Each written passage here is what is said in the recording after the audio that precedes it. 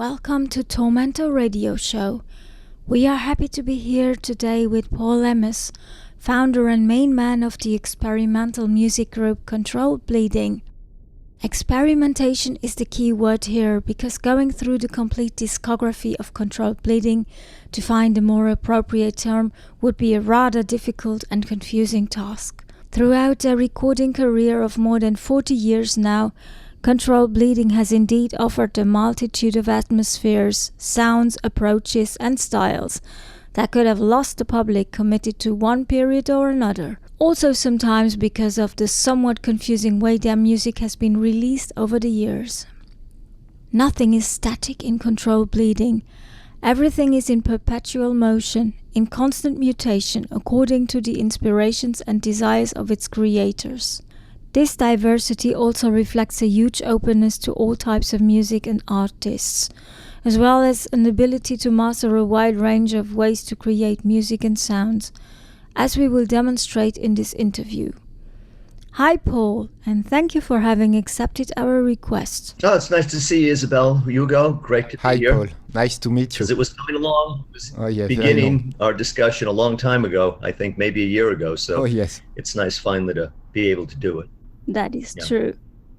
In introduction to this interview, we played 4 tracks: Wall of China Love Letters from the album Before the Quiet, Driving Through Darkness from your last studio album Larva Lumps, Red Stigmata from Songs from the Drain, and the Skin Chambers song Mind Grinder from the album Wound. Your first band experience started in Boston around 1978. You formed a lineup with Jack Salerno for the drums, Dave Sutherland for the bass, and Tom Burden and you on the guitars. Jack Salerno was the leader, a fantastic drummer with avant-garde ideas, but a very difficult character. You confirm that? Oh yeah. Some short garage recordings from this are available on the album Before the Quiet, published by MVD Audio in 2008. You made your first steps with singing and playing guitar. So, were you starting your musical career here from scratch, without any initial musical training? Well, I'd had musical training when I was a little kid, being forced to play instruments I didn't want to play. My mother wanted me to choose an instrument, so I chose the bass fiddle when I was a little kid, maybe in 3rd or 4th grade. And, just because I liked its size. And I got thrown out of that little orchestra we were playing in due time. I was just an annoyance, didn't take it seriously, little boys messing around. And then I picked up the trumpet when I was a little bit older and was playing that in probably junior high school. And again, being hyperactive boys and being in a band with Tony Miola, my future drummer, who was certainly a hyperactive fellow at those. We would have definitely been put on drugs in junior high school. I mean, I don't come from a generation where they were giving, sedatives to students, but we severely needed them. So I got thrown out of that band. So my musical learnings were minimal. I mean, I learned how to read music for those instruments, but, didn't remember it, had nothing to do with guitar. So my beginnings here with this group in Boston were very, very primitive. I was just kind of learning my way through. My picking hand was good, but my fret hand was really poor. So it was the beginning, and I never had been a singer, but I think with punk in the air, bands, like the Ramones and a lot of what was brewing in New York, there was just that feeling of just do what the fuck you want and begin, Go for it. Yeah, yes. And those guys, they were all trained musicians, so I was just the kind of, like I said, I was the resident fuck up in the group. It's true. I excuse my language. You mentioned somewhere that you were the experimental factor. So was that really the case? Oh yeah, but it was because those guys were very interested in the things I was listening to and tuned into since I was in New York, and I was keeping my ear to the ground with a whole different realm of music than those guys up in Massachusetts were. The drummer was very interesting because he came from, a very technical jazz background and was listening to a lot of free jazz and music I didn't really understand at the time. And so these collisions of taste really brought about something that had the potential to be very creative.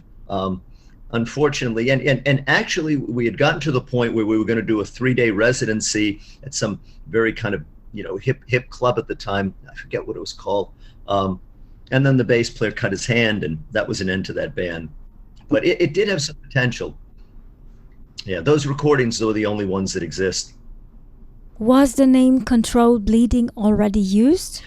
In my prior existence, that was the first time it developed with that group in Boston. What artists and music scenes inspired you in Boston and New York?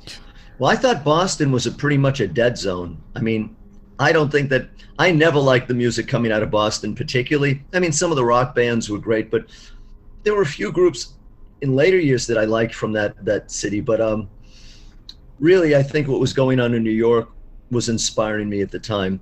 Bands like Television, and we loved the Dictators, and of course the Stooges we loved. Raw Power and Funhouse were like Bibles to me. I mean, those are records I had in 6th grade, Funhouse.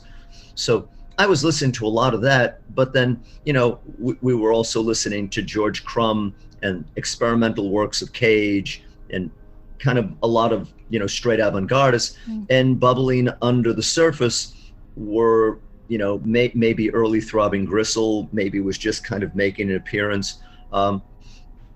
So it was kind of this idea of combining a certain kind of fusion aesthetic with maybe some very abstract kind of non-musical elements, but in a really rough, raw way. We never really were able to form it and get it to the point where it seemed like a solid musical format, a solid band. It was always in flux. It was interesting though. Very moving, yes. Was it also around this time that the project shifted to a thicker, darker and more experimental sound, similar to Throbbing Gristle's music and very influenced by Eraserhead? Would that be correct to say? Well, is there no record of this phase? Yeah, when I was living up there in that time, we had gone to see Eraserhead several times in a row in the middle of the night, midnight movie, and nobody was in the theater, in this old wooden theater called the Brattle. And I would just watch this thing and just be magnetized by it. So that was kind of life-changing because it was such a bleak time. And so I think to capture that bleakness that I was living and that I saw on the screen when I watched Lynch's film definitely brought something aesthetically into it. I don't know about the Throbbing Gristle thing at that time, maybe a little bit. I don't remember what the timeline was. What other movies or directors inspired you? Well, I mean, I think the early Lynch, Eraserhead, was a profound influence when I was, at that age. Clockwork Orange, which I saw when I was about 12, I saw it maybe 1972, shortly after it came out. I begged my father to take me to see it because I'd seen an expose in Time magazine on Clockwork Orange, and it just looked so dazzling to me. And that was just a life changer. I mean, I'd seen that film in my youth probably 13 or 14 times. I was just fascinated by the character study, the music, the images. Other movies I don't remember so profoundly, but those two, were really kind of major for me. Mm-hmm. Not so much. I don't think I've been inspired so much by film as I've gotten older. Like our present music, I don't think is particularly inspired by film. But when I was young, some of those movies. Deliverance, however Deliverance might have affected a person. Do you know that? Do you know that film, Hugo? No. Oh, no. Deliverance was a classic with a young Burt Reynolds. Oh. Yeah, powerful story. But yeah, I don't really remember other films having much of a direct influence on what I was doing musically other than those. Around 1 year later, you moved to Massapequa in the state of New York and reformed a band with old school chums, Gary Pecorino and Tony Miola.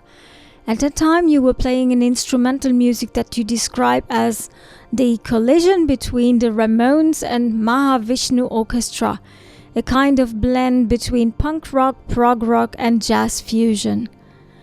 During this period, you also played a lot of live music, notably at the mythical punk venue CBGB's, supporting, for example, Suicide or Bloodless Pharaohs, the first band of Brian Setzer, whom you met and befriended at high school.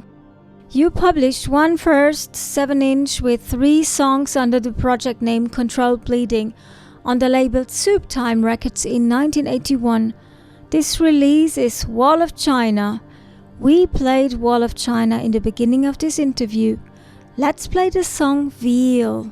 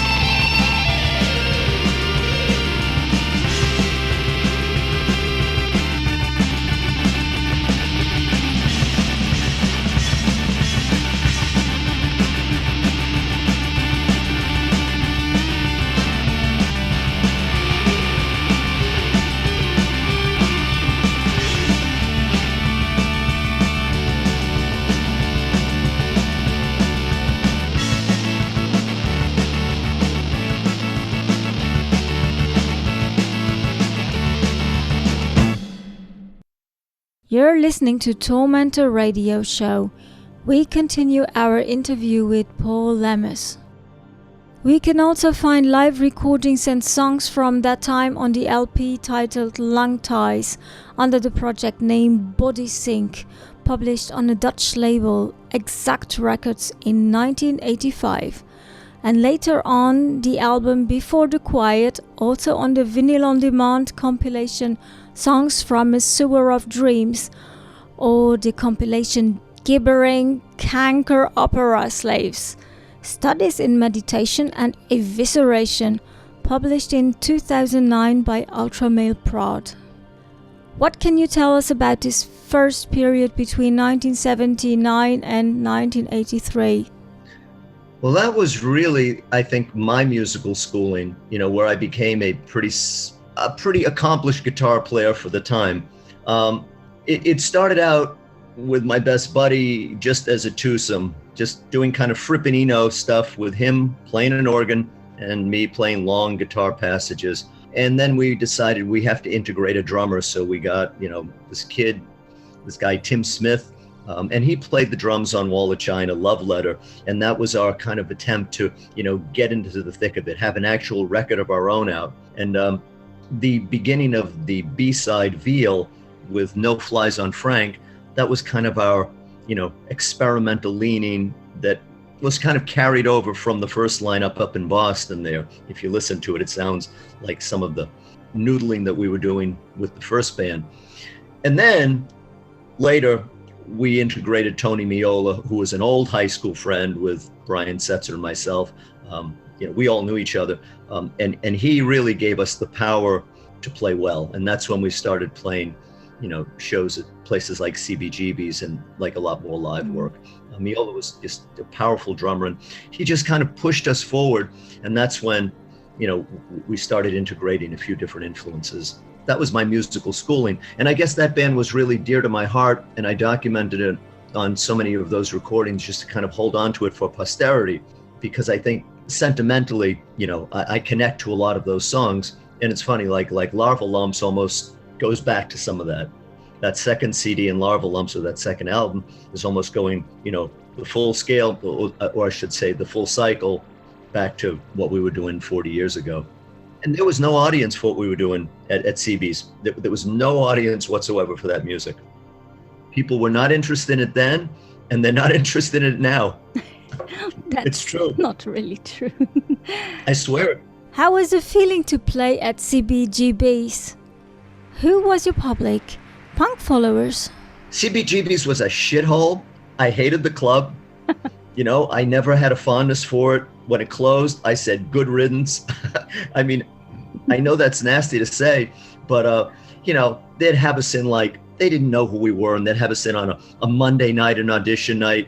Nobody would be there, and the people working there were so just, I don't know, they were just all nasty. And if they knew that we came out from Long Island, they had no regard for us.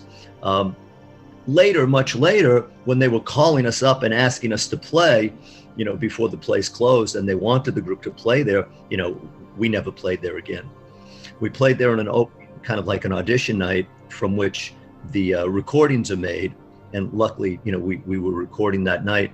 And then we played there a couple of times opening for Brian Setzer's band, and Suicide was also on one of those bills.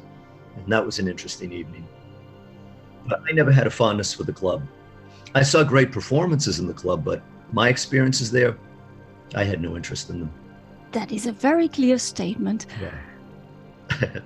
Did you also make friends with Alan Vega and Martin Rev from Suicide?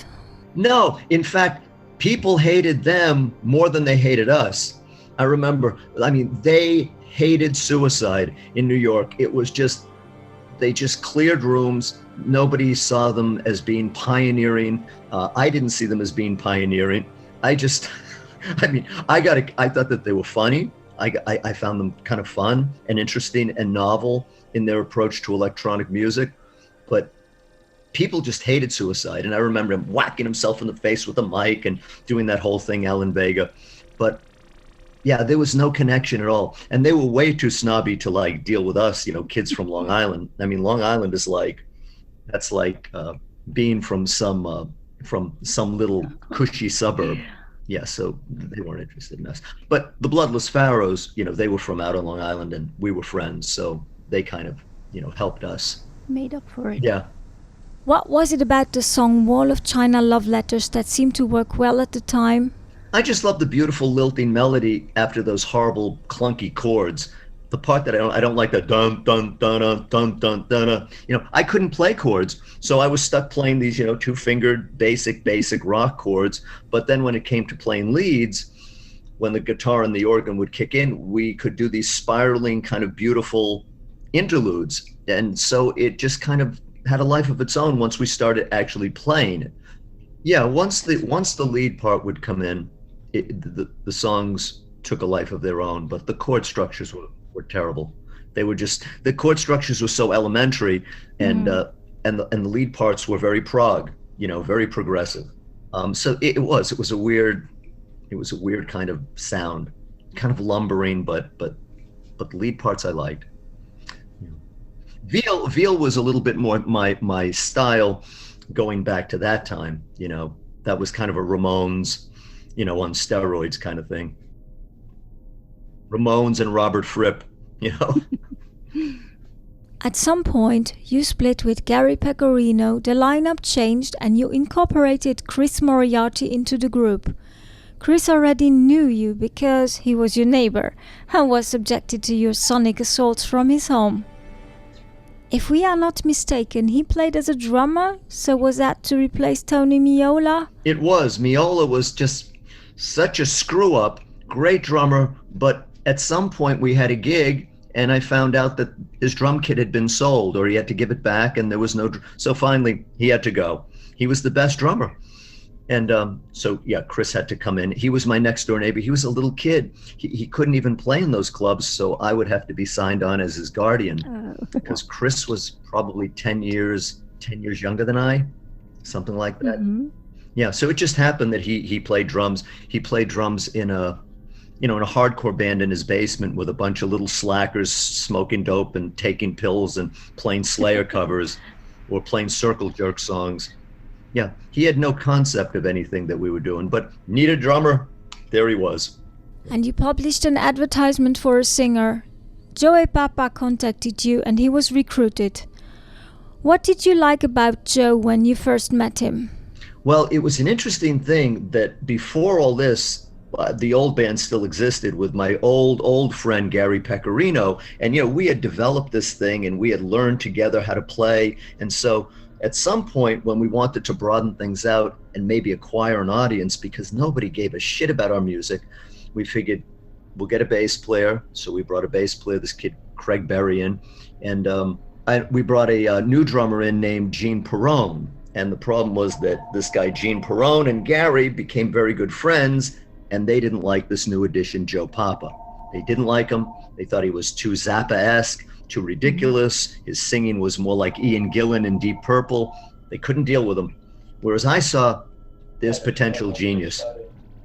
But yeah, so it was a big split between my good old friend and, I wanted to go with this new character, Joe Papa, and they couldn't stand him. And so we split after years. And, it was the end of a very good friendship for years because, they were just so upset. But I knew that Joe had something that I wanted, some potential that if I could harness it and just figure out how to deal with this crazy bastard, that there was something really beautiful in his abilities.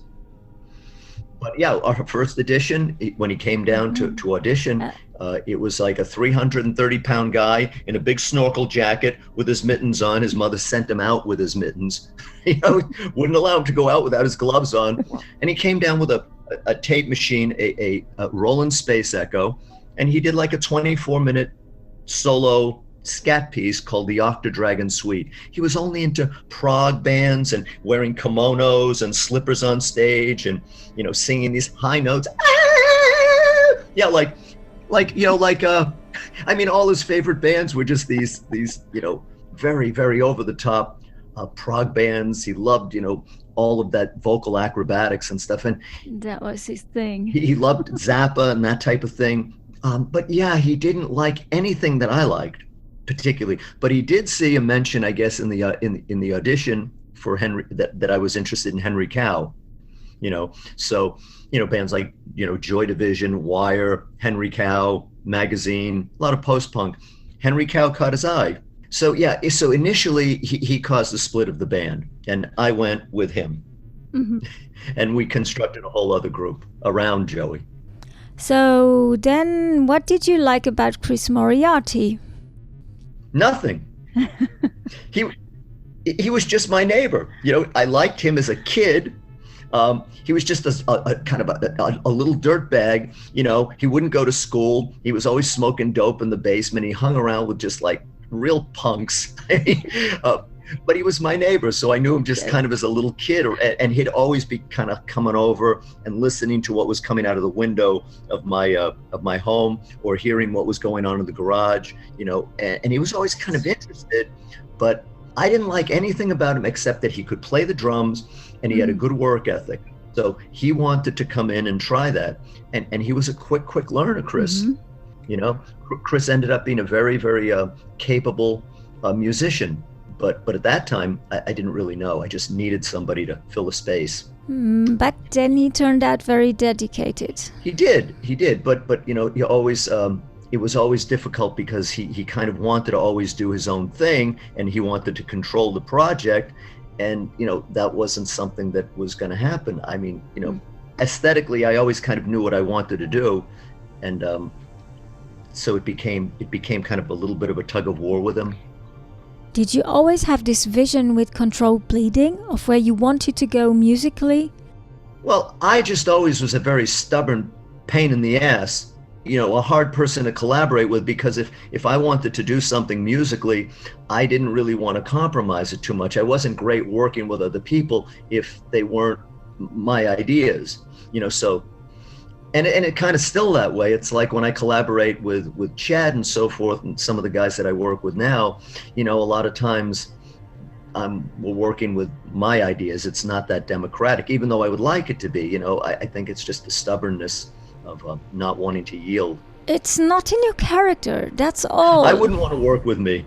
I wouldn't enjoy it. Yeah. But maybe that's the strength in it. What makes you complementary towards each other? Chris and me? Chris, Joe, and you.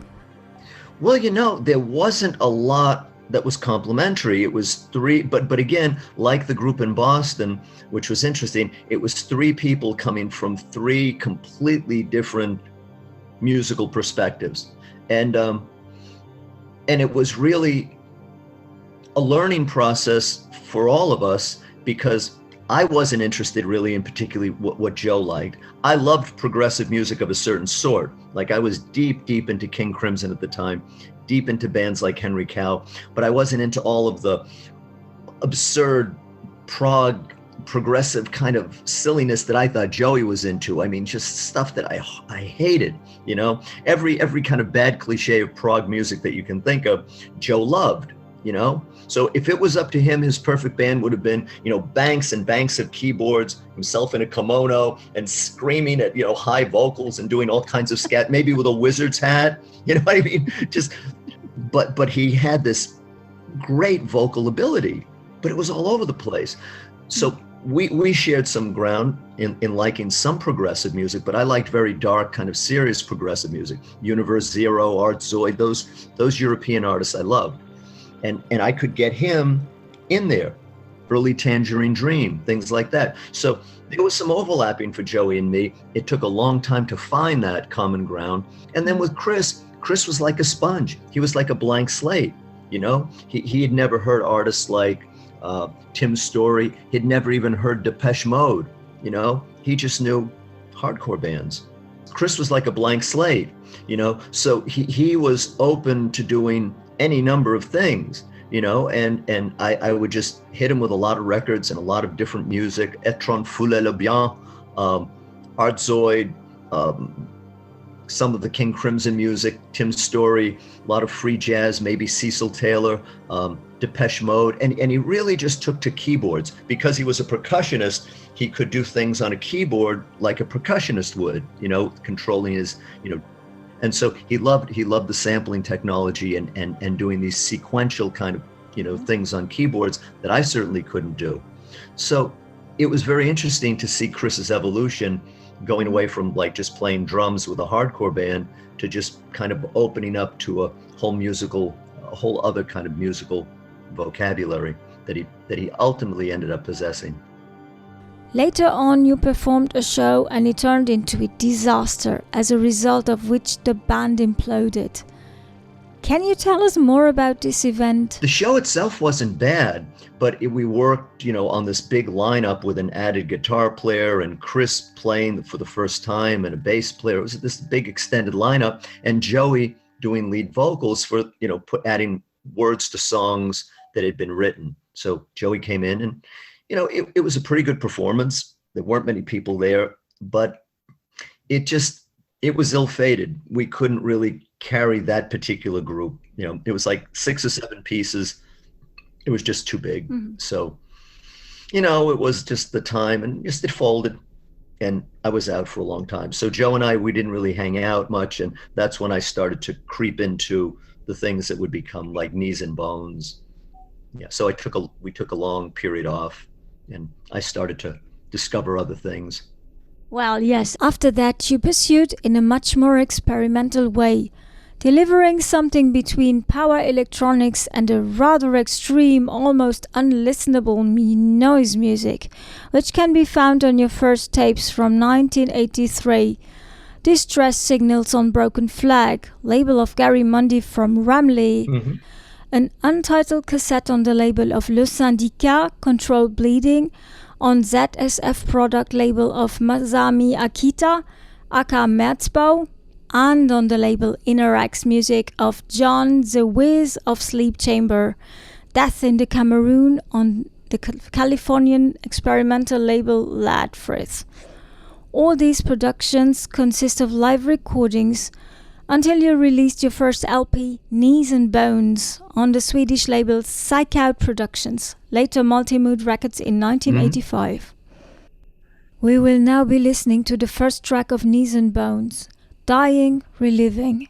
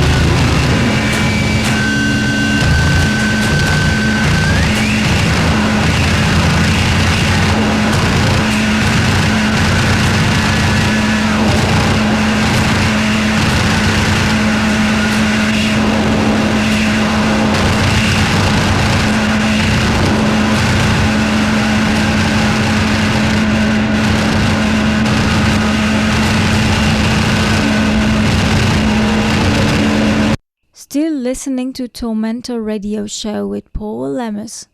What were your motivations and inspirations that guided you to this radical style? How did you achieve this? That's a tough question, some of which I don't remember, but I do remember the frustration of trying to perform technical music, as fast and maybe as aggressively and as intensely as we were, because there was not really a lot of response. And then when we added vocals, it wasn't happening with Joey. It was kind of a failure. I just didn't think the band thing was working.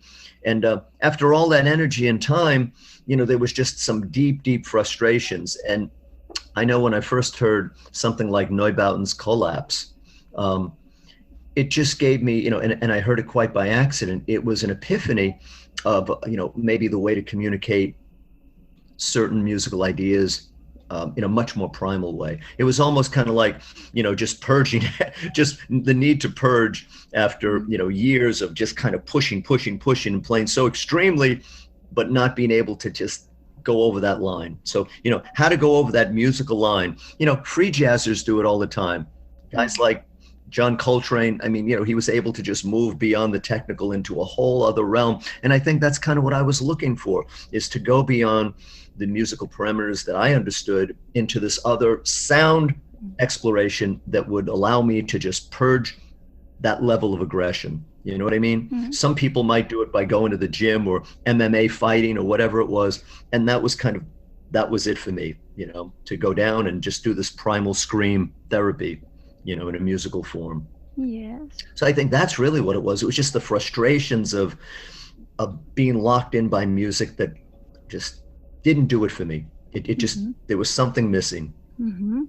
So yeah, with those early tape experiments, they sometimes, there was a lot of just rubbish, just junk, but there were moments like, most of which was on Knees and Bones, where we really got things to the level we were hoping. Like that achieved the aim, that was the sonic aim, and we actualized exactly what it was that I'd felt inside. Wow. But that was kind of, with the record, that was kind of editing down a lot of the stuff. The tapes, probably there was a lot of repetition and just void and crap.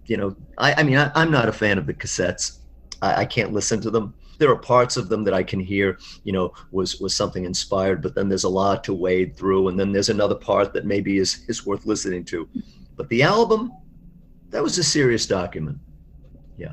In the liner notes of the US edition of Curd, you wrote, "Because we had very little musical equipment and no samplers, we were forced to use all possible resources at hand. Squealing bicycle brakes, concrete blocks dragged on pavement, high speed and cut-up tapes, hoses, plastics, etc. What other instruments and material did you use at the time? Distortion pedals? A 4-track tape recorder?" Yeah, whatever makes sound. And, the tape machine itself was a major part of it, because, on cassette, when you just drive it to its limit, you get that massive distortion. That's just this kind of like this huge electronic overload. So to me, looking back, the whole concept of power electronics is very simple. It's all just in the way you overload the sound, and any little tick or any smash or any crack of a piece of metal can sound so-called, power electronics. So I don't know what's good and bad. It's a very simple thing to do if you know the tricks. And so, like, for me, some of the work was just bullshit, and maybe filled a tape because I was on a deadline and I made a commitment, and but some of it really captured a powerful feeling. But later, yeah, I think that we'd use any object that could make sound, an interesting sound, in recording. And again, that's pretty much from the Neubauten Collapse influence, where all of a sudden the whole everything is part of the sound world. John Cage was exploring those ideas too. I don't think I was as aware of him as I would be when I got older. But yeah, for me, like, Neubauten just expressed that idea that anything can be an instrument, depending the way you use it and the way you process the sound. So that experience of hearing Collapse just opened me to a whole other realm of possibilities. I don't remember what what we were using aside from, the stuff that you mentioned, just whatever there might have been that we could scrape or record that might make an interesting texture, and then just blast the output so that the whole thing would distort. In France, we have a history of experimental music composers. Pierre-Henri, Pierre Schaeffer, who founded the GRMC, I like the music Groupe de Recherche de guys. Musique Concrète. I love those records. Are you aware of their production? Oh yeah, Parmigiani and Bial. I don't know if I'm pronouncing it right, but I like those artists. Yeah, but same kind of thing. And they were doing that, so long ago. So my introduction to it was, through a rock band. Yeah, I didn't really know those composers, but it's funny. I had all of those records during that period. A label called, I think it was Aeon. It was a mail order distributor, and so I discovered all those GRM records within that time frame. Yeah, some of them were brilliant. How did you get to be known by these labels and artists?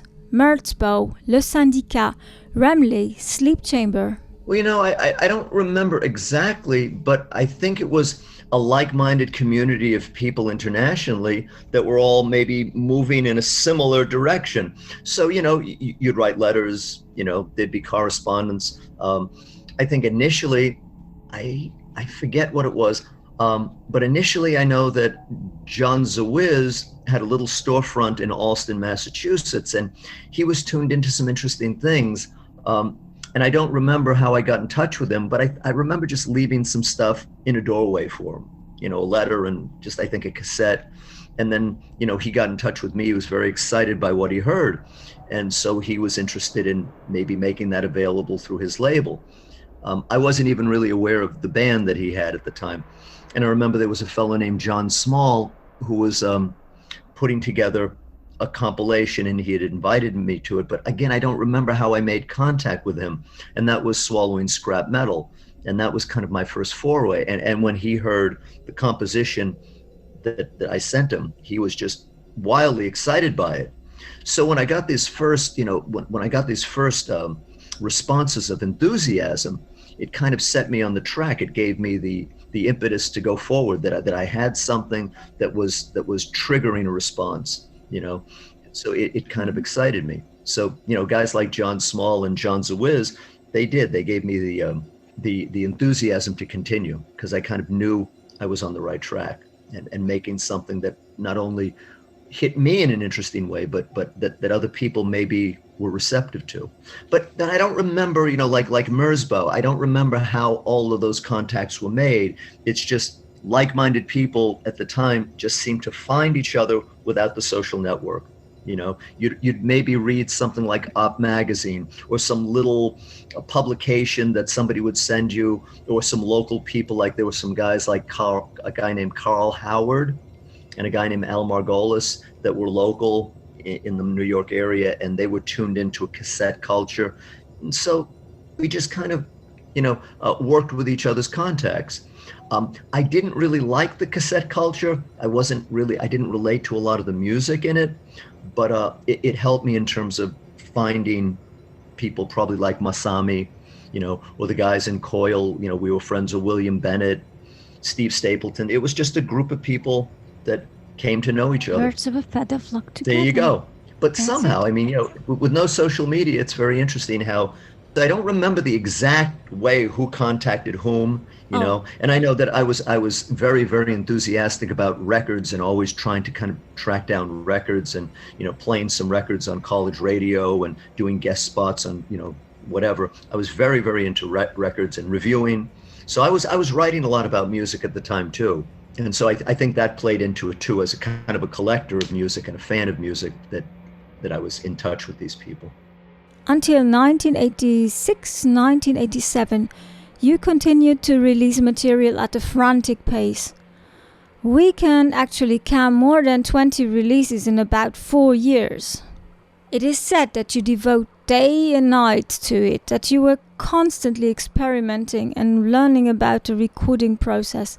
Is that correct? I was pretty obsessed, it's true, because all of a sudden you go from being a fan to a participant. And that was so exciting to me, that I actually had a record in my hand that was being distributed, something like Knees and Bones. That was a massive step, you know. So yeah, it did become kind of an obsessional thing. It destroyed my marriage. It probably would have, you know, gotten me thrown out of the particular apartment I was in. It caused a lot of personal problems, but it was just a complete obsession, you know, to create sound and to create pieces and to be part of this network. But I think a lot of what I was making shouldn't have been heard by anyone. It should have been thrown away. They shouldn't have been documented and released. I mean, a lot of it was just, you know, you have to wade through a lot of rubbish there. Nobody's going to make 20 good recordings within 4 years, you know. So again, it was all a learning process, and maybe I shouldn't have made much of it public, but it was a very obsessional time. Do you remember your typical schedule at that time? Well, you know, I was a teacher. I was a school teacher for all of that time, so I maintained a full-time job, but I didn't really care about it very much. You know, it was just a job. I'd be out so many days, you know, working on recordings and so forth. So my mind was always in the music, always in the recording. And whenever I'd have time, I'd be, you know, working on, you know, within the studio that I was building in my home. Mm-hmm. But it was very basic, you know, it wasn't an elaborate studio. So it was quite easy to just kind of, you know, get something going whenever I might have had an idea. I had many ideas. Did you ever consider creating music as a full-time job? I never wanted to live that hand-to-mouth existence. I never wanted to rely on a marketplace to, you know, for my survival. So no, I never was interested in that. Yeah. I mean, I know that, you know, we'd had opportunities to, you know, tour with friends like Skinny Puppy, and Nine Inch Nails had picked that tour up because I couldn't do it. I could not get the time off from work. And so I chose my job and not to do the touring. I'm kind of glad, because knowing myself, it would have been a long, hard road for me. You know, it wouldn't have been a successful existence like a Trent Reznor. So I needed the security of work. What jobs did Chris Moriarty and Joe Papa have? You know, Chris, I don't think he got his high school diploma. He was trying to take some college courses, and, you know, he wasn't an academic guy. So Chris worked just jobs in warehouses and pickup jobs here and there. And Joe Papa really didn't work. He'd get up at 3 o'clock in the afternoon most days and stay up all night. Occasionally he worked in a record store called a Record Stop out in Ronkonkoma, Long Island. Down in the basement, it was a record distributor, and he'd work there for a few hours a day later in his life. But he wasn't particularly work oriented. He received state money for disability. So, you know, he kind of got by with that. Were you already doing a lot of rework, remixes and rearrangements at that time? I was not a particularly capable recorder or engineer. I mean, you know, and so I think a lot of those albums were just badly mastered because of my ineptitude. You know, my mastering ability was just poor. And so I think I was able to remedy some of those things on CD releases where the sound quality might have been better. But I was trying, you know, I was learning as much as I could on my own. I never consulted manuals. I never learned anything technically. So I'm sure that I did, you know, and I still do, you know, everything that's wrong. Most of the time these days I have somebody recording me, you know, and I know what I want, but sometimes it's hard when you don't have your hands on the controls. But I just kind of learned as I went. And so a lot of that stuff was just inferior.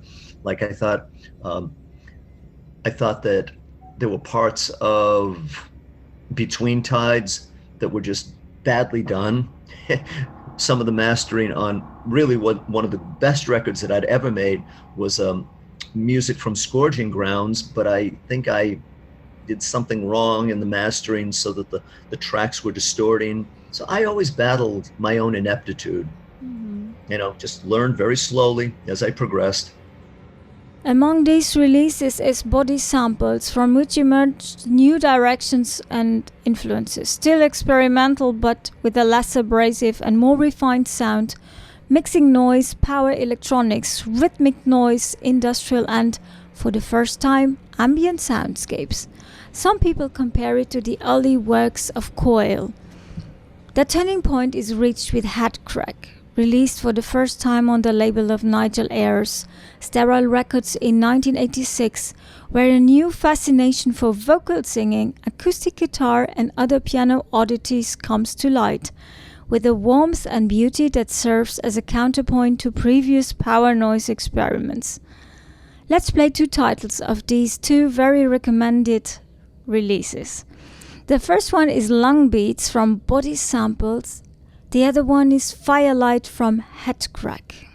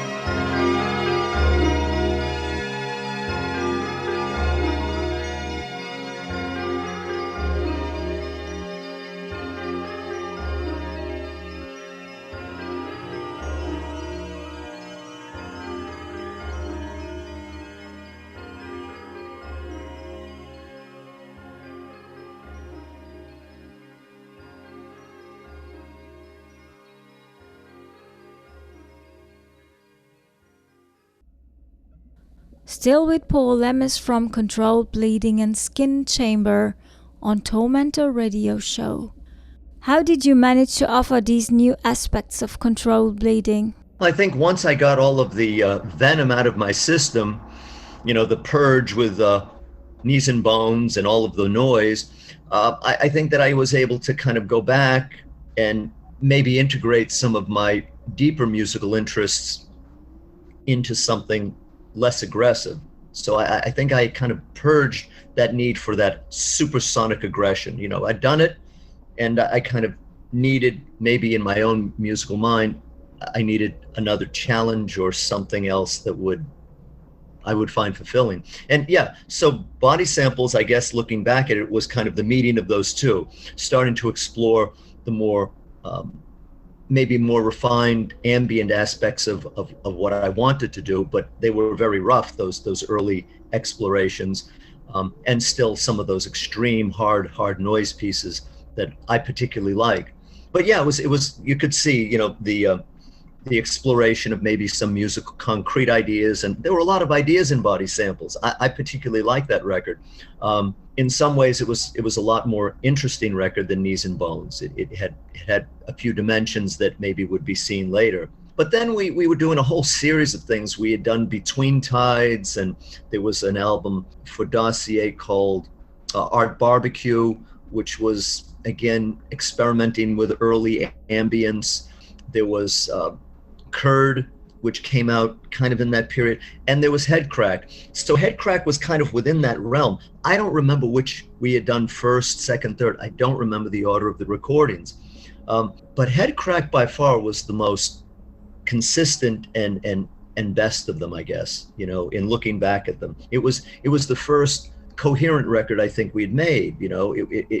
Most of what we were doing was moving from noise piece to music concrete to an ambient interlude, but Headcrack was generally a really consistent and beautiful record. I don't really know how I made it creatively. I listen back to it and it kind of amazes me at points because I don't remember my creative process at the time.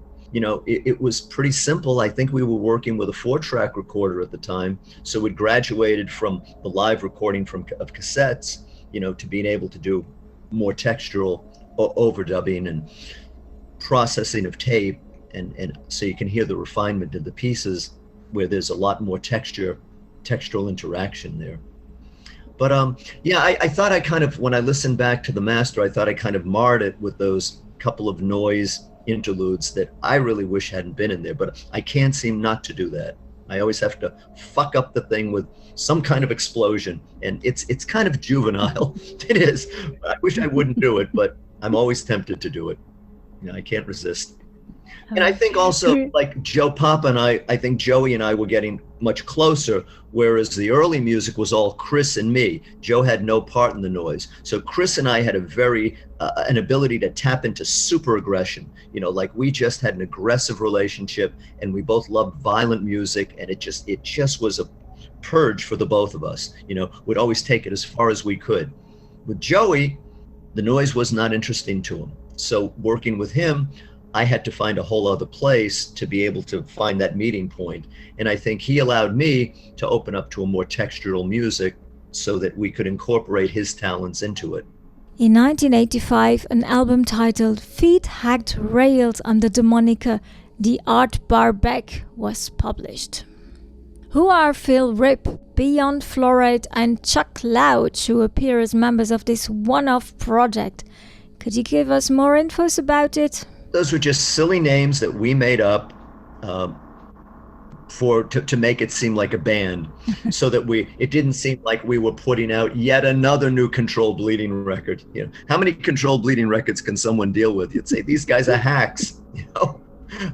So it was kind of like some half-assed attempt to create another band to put out material. And the record was maybe a quarter of the record, maybe half the record was even listenable. And then again, it was mostly badly mastered and kind of half-assed pieces that went on too long. But I think we were refining our ambient ideas. And so at the time I was excited about it and, get it out there.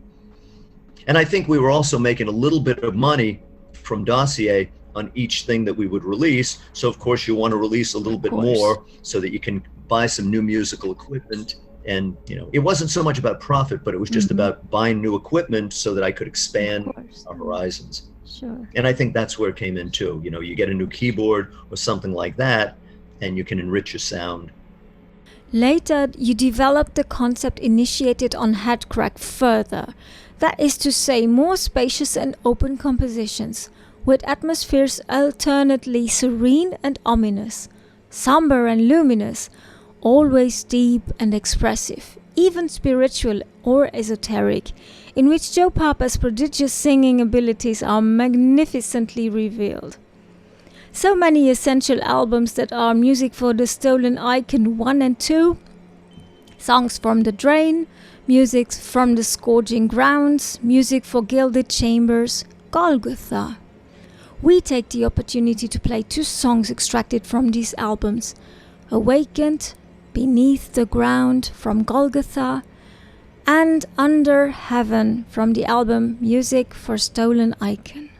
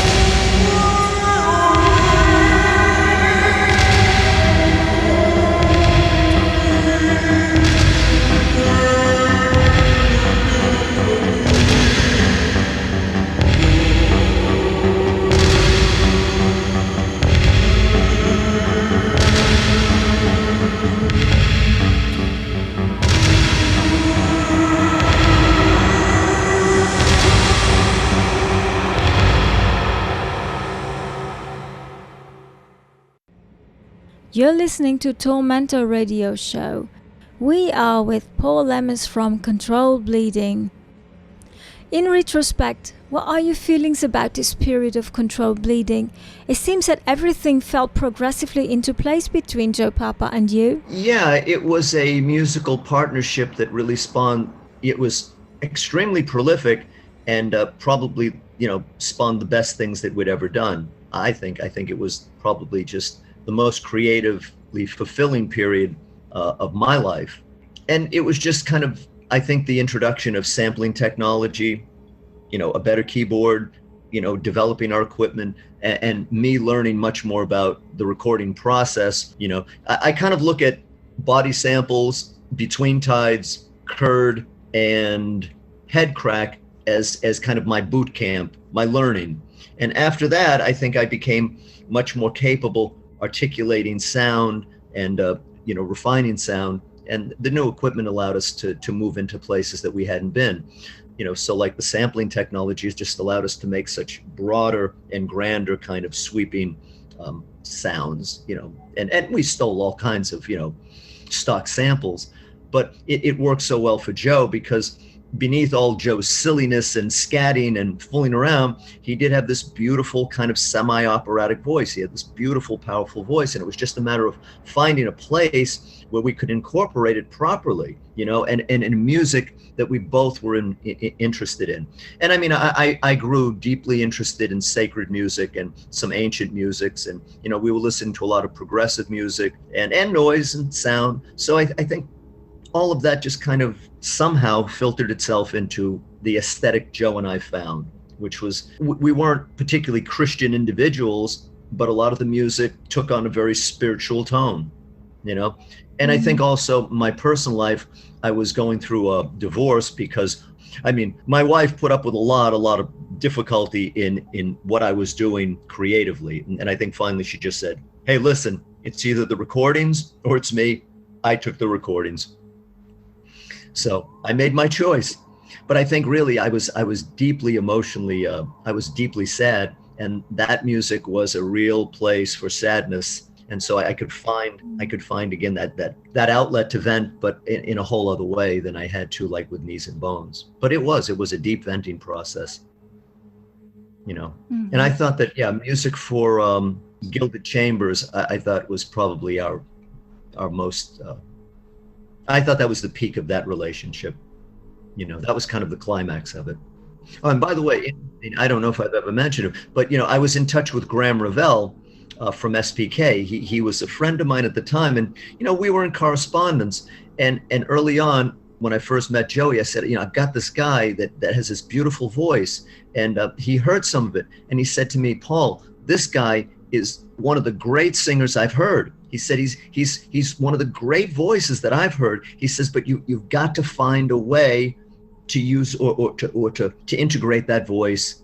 You've got to find that place, because the song I sent him was kind of a poppy, dopey little thing that we were working on. And Graham, I'll never forget, he kind of said, you're not moving in the right place with this guy. You've got to find that direction that works. And I remember his recommendation, his sage advice, because he could hear that Joe just had a voice that could be really quite magnificent if used properly. But I had to give him the freedom to do it. And still, we had to make music that made sense to me, Are you still in contact with Graham? No, we lost contact. Once he moved to America and started doing film music, that was it. Yeah, I have no idea what he's doing anymore. In parallel with Chris Moriarty, you went into a direction that was both rhythmic and industrial, inspired by the sounds of the Swans on the Cop album. Right. Also more conventional and accessible. You were signed on Wax Trax Recordings, a famous label for the electro-industrial or industrial dance style at the time.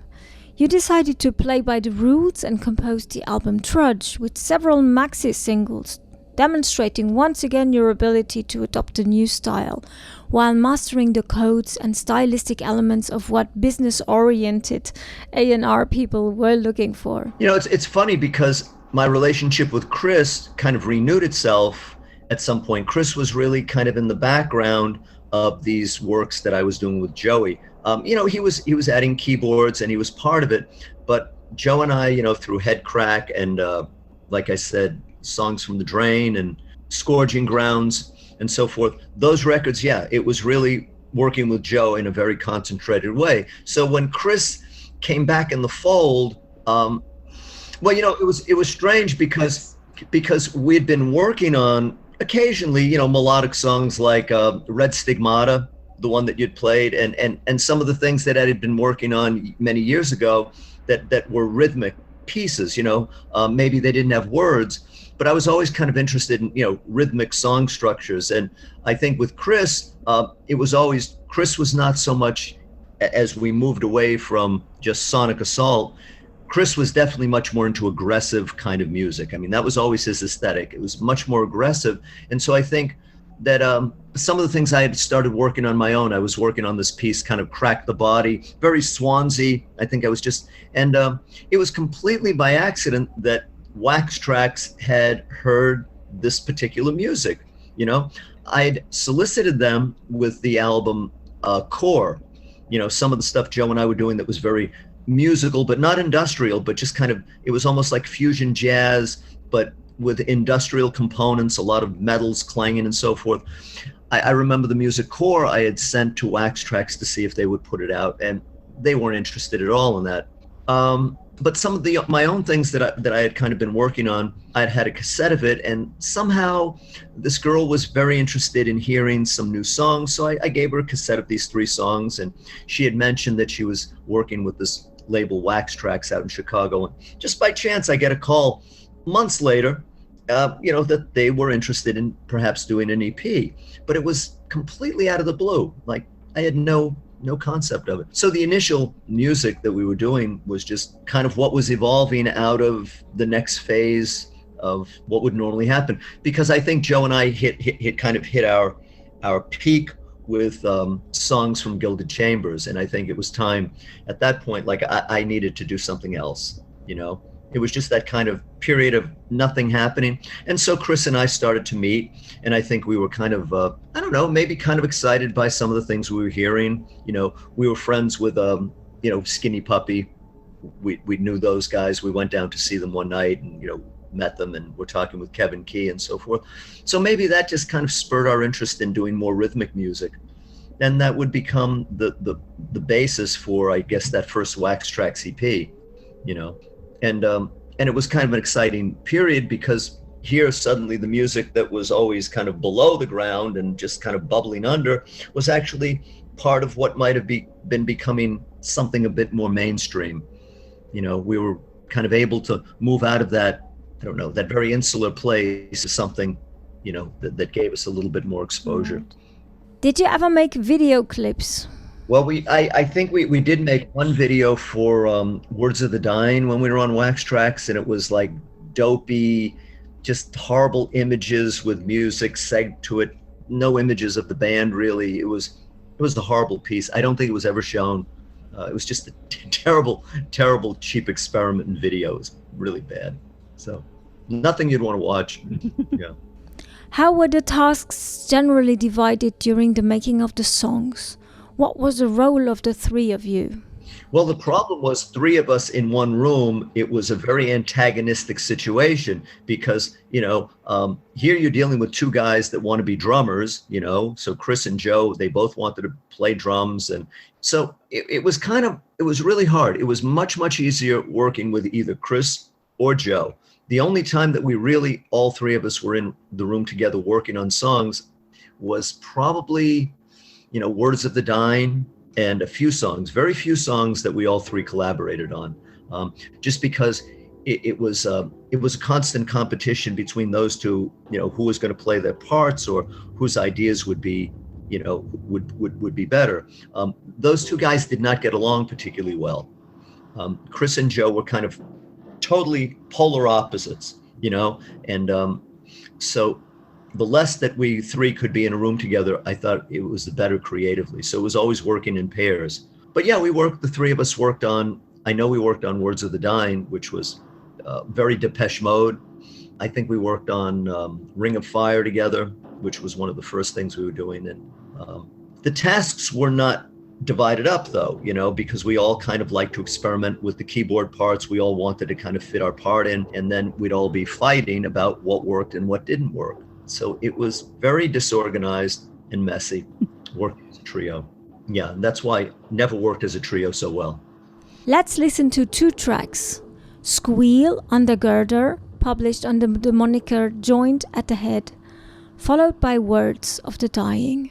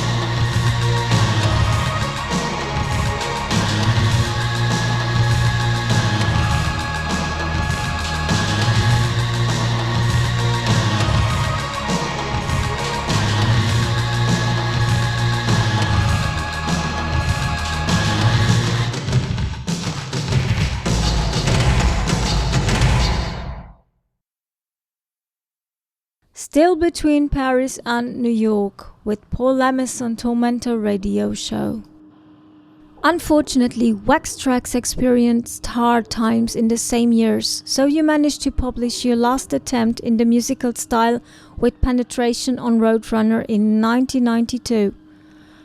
What were the reasons for not continuing in doing that music? Well, I think that Wax Trax had given us a taste of maybe commercial success and playing the game in a bigger way, being rock stars, something that we never really saw in ourselves. Like it was kind of, playing the game. It was a pantomime for me. It wasn't really probably natural to me, that music, but I was enjoying the challenge of creating something kind of for the marketplace, you know what I mean? And creating these powerful songs. But Squeal and the Joined at the Head stuff, Chris and I just could tune into that because that was kind of like the Stooges for me. That was kind of like just really kind of that same brutality that we were able to create in something like Knees and Bones, but just a different musical format. But I just think that with Roadrunner, we refined it a bit, and I thought the songs were good, and there were some very experimental parts in it that we kind of threw in, and a beautiful noise piece at the end. And it was a really fine record, I thought, Penetration, for what it was. And Roadrunner was very much behind it. It did very well for them, but then they just decided that they were going to drop the band because we weren't playing live. We were kind of amateurs, and I don't think it was selling quickly enough for them, So even though their monetary investment was very low, they probably wanted to see higher returns faster. So, they just kind of, throw it against the wall, see what sticks. And they were pretty much out. So I just, I kind of was done playing the game. I think it had given me a taste of what that business was like and trying to create something for an audience as opposed to just creating for myself and maybe allowing an audience to follow. I think it was very kind of premeditated what I was doing with that music. And some of the songs like Auto Grind and a few songs I'm proud of some of the songs. It took me a while. I really wanted to separate myself for a long time from that music, but I like those records, but I don't think that they were necessarily the most sincere records. I think we were creating music for an audience, and it took a slap in the face for me to just go back to realize what it was that I liked to do, why I was doing music in the beginning, as opposed to making music for a certain mass audience. Did it help later on to better formalize and structure your music when you continued with Joe Papa? Maybe, I just think the natural evolution, like I really thought that the music that we had done on songs from Gilded Chambers, the last Sub Rosa record, was about as evolved as we were going to get, so that was a really coherent and powerful record for me. And that was kind of like coming back into the light, like my sadness and stuff had all kind of dispersed and I was kind of back to being myself. I'd lost myself for about 2 or 3 years there and making those sad records. And then kind of that record was coming back. And so I think that allowed us to make the Wax Trax records because, I felt good again. I think we were all kind of getting along. We were pretty happy in our lives. So there wasn't a lot of negativity burdening us.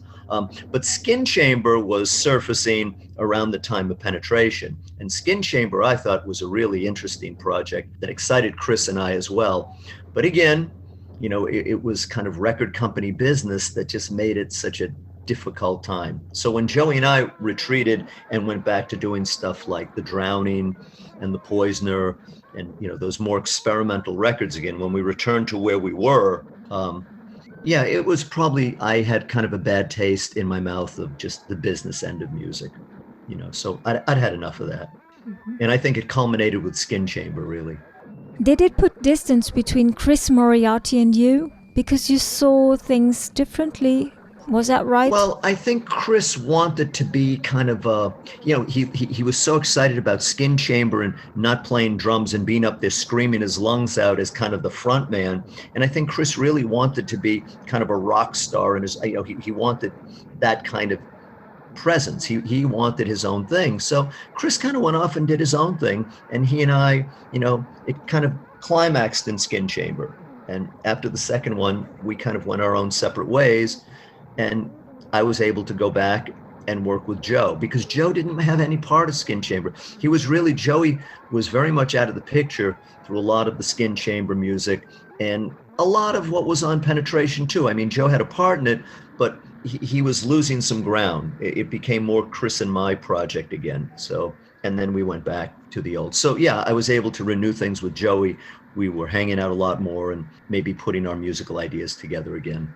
Is the reissue of Trudge and Penetration by Artoffact Records still planned? Nah, not really. Everything is on hold. I don't know. I just lost interest in everything. So I have no idea if any of those reissues will come out. I just stopped being interested. So I just decided to drop music altogether, and maybe they'll come out at some point on Artoffact or somewhere else. But all that stuff is just kind of at a standstill right now.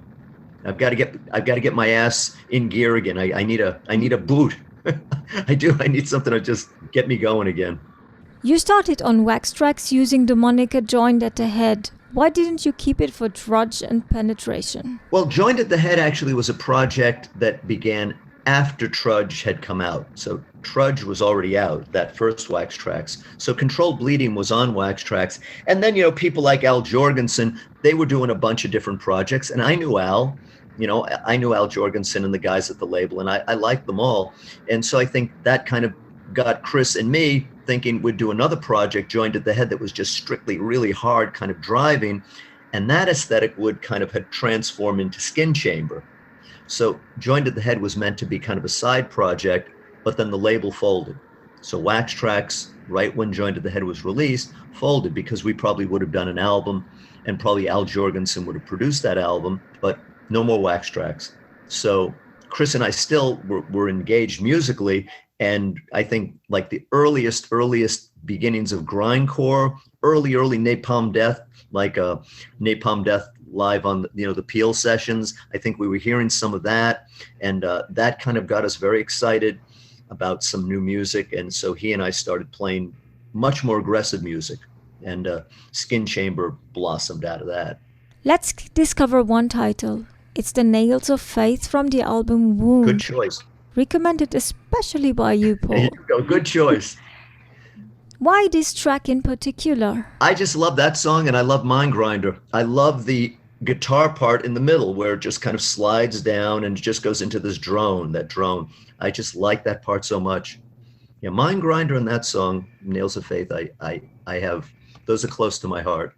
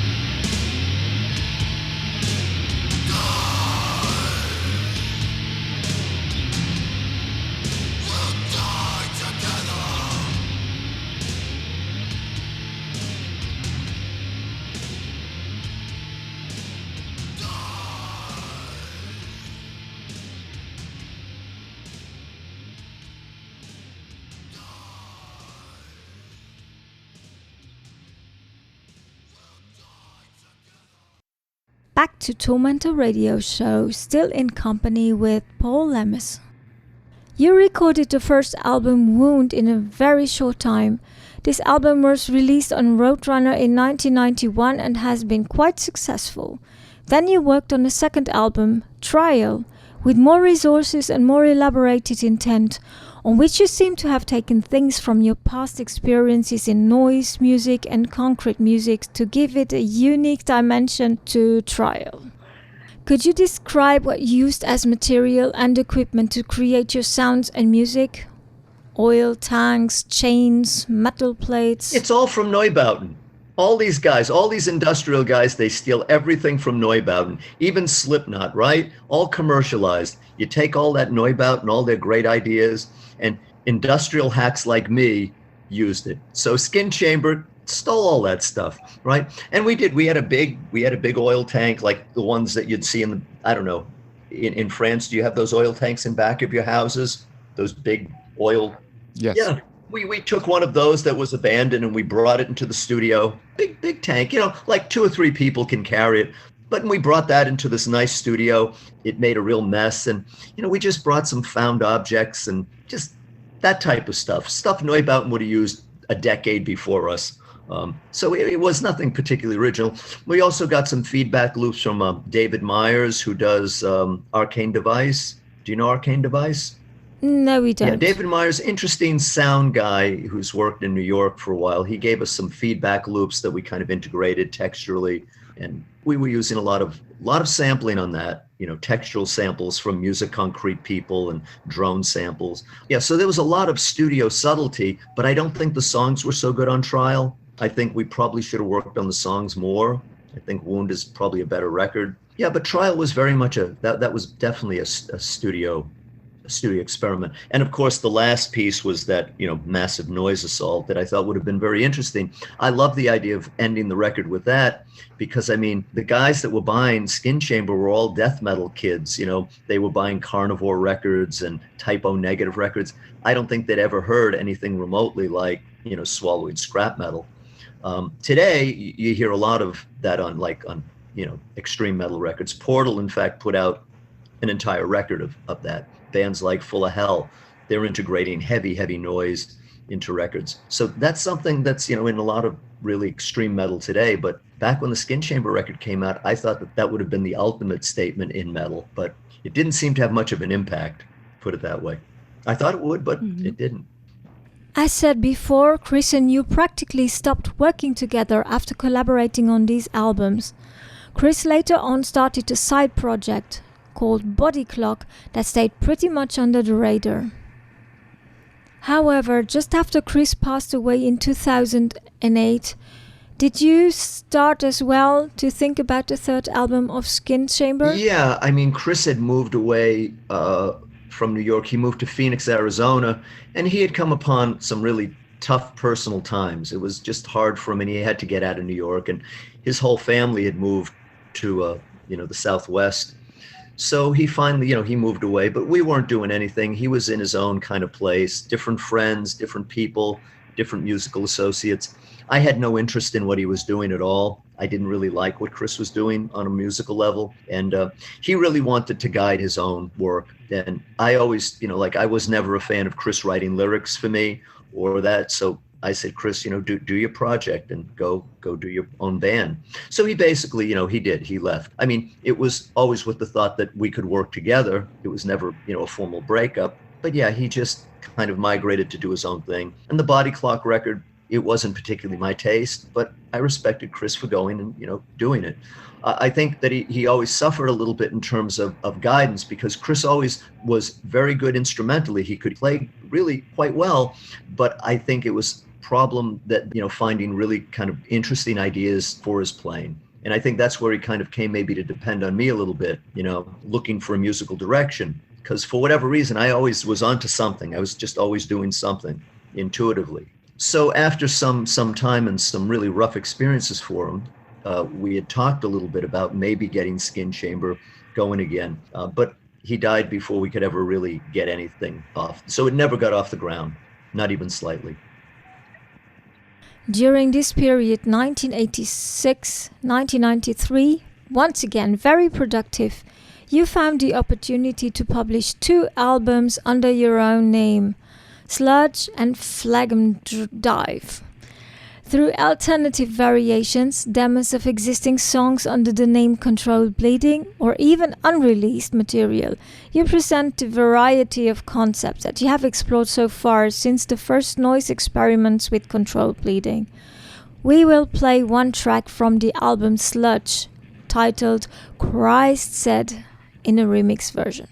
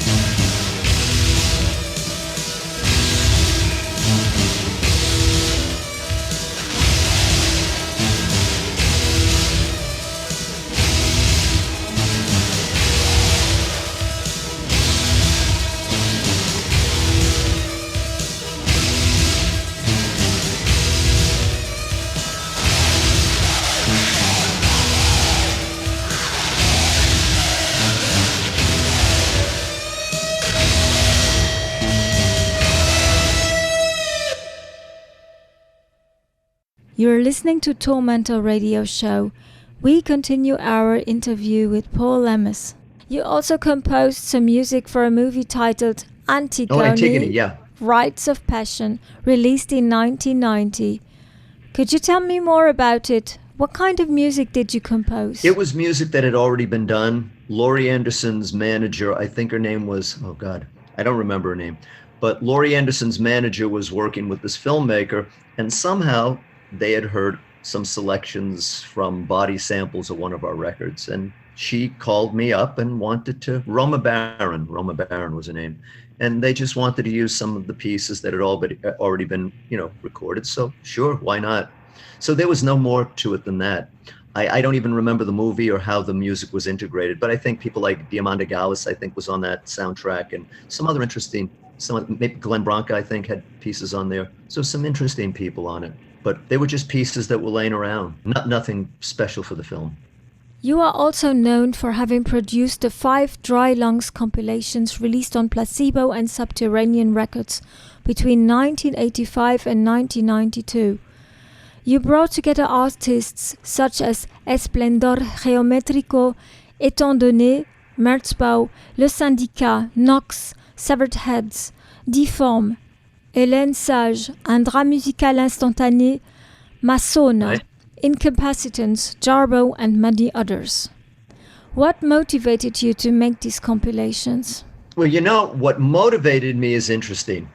Placebo Records was a punk label out in Arizona, and I wanted Controlled Bleeding on a punk label. So I wanted initially to be on Corey Rusk's, what was the label Butthole Surfers and all those bands were on? I'm losing my memory. Touch and Go. I wanted us to be on a label like Touch and Go. I wanted to get out of that industrial ghetto, and initially, and this is early, this is talking like when we were doing body samples. That's when the first Dry Lungs came out. I'm starting to lose memory now because I've been doing this a while. So initially, I wanted to get out of the industrial ghetto, and I wanted people in the greater rock circles, particularly in more punk circles, to hear the extreme noise that we were doing. And so I had this kind of record that was set up with a Merzbow cover, really great piece, a little pornographic, and I had marketed to Touch and Go, and they said, oh, the visuals were horrible. They were going to do it. And I got in touch with Placebo, that was kind of a punk label out there. And they said, well, we won't do Controlled Bleeding, but we'll let you do a compilation as long as you include a local band called Maybe Mental. So that was my condition. I had to include an Arizona group that they were friends with. And they basically gave me free rein. They gave me no money, but they gave me free rein. And I put these things together with people that I liked from Europe and, Japan. And, so this was the first time that people in America would have heard any of them. I mean, Merzbow, I don't think ever surfaced on anything in America before the first Dry Lungs. I mean, certainly not on an album. Maybe he was surfacing on a couple of very obscure cassettes, but on an album, this was the first time that anybody would hear Incapacitants or any of these people. Tim Story too was in with this kind of total noise, and then we had this beautiful piece by Tim and Un Dram Musical Instantané. All of these really just interesting artists that I was involved with. The problem is, and again I fucked up in the mastering, the album was way too long. It went like 28 minutes a side, so the needle would just float right across the grooves. You can't play a record with a 28-minute side. Crazy. I wish it would come out on CD. I wish there was a label that would put it out on CD. I don't have the original master, but oh God, I don't know if you could even master it from vinyl. But the idea was good. The thing I hated about it, though, Placebo put it out. They put out all just the way I did it. The thing I hated was that they had to put that industrial image of a cover. Like, those images were not my idea. It was such a cliche bullshit cover, and I really hated it. And then on the back, there was a picture of India, maybe at the time Calcutta, with some body parts laying in the road, and it was just ghastly. And that's what they were marketing as industrial music. But it gave a lot of exposure to completely unknown music in the country. And then the second one and third one just kind of followed suit. But they became a little less extreme after the first one, maybe not quite as interesting. Yeah, but it was always kind of a personal it was like a sonic diary of what I was listening to and people that I was interacting with. And then to get my own project juiced, since I wanted it to be a controlled bleeding album, of course, I put my own work on there, probably the first track, trying to be, egotistical. And people would say, what an asshole. He's always got to put his own music on there. And, they were probably right. I always, used it as an avenue for our own work. I shouldn't have, but I did. But yeah, they were interesting. And then I think Subterranean did the last one. I did have some recordings for a very last one that was going to come out on Dossier, number 6, but they were stolen. He had a fire, and whatever happened, it was a big mess, and the tapes were stolen for number 6. So unfortunately, that will never see the light. But yeah, that was a fun project. The solo records, by the way, that you mentioned, my solo records, I just think that they were probably pretty poor overall. And they were probably rehashes of a lot of controlled bleeding music. I don't even know why I did them. Maybe for a little bit of money, but no real other reason. Yeah, I'm not proud of those records at all. If I could make them disappear, I would. There is a new pivot point on the discography of Controlled Bleeding with the release of The Drowning in 1994 on the German label Dark Vinyl. This very nice album is filled with ambient industrial soundscapes, noise and rhythmic noise experiments, and closes the previous phase with wax tracks. It also seems to be one of the last appearances of Chris Moriarty with Controlled Bleeding.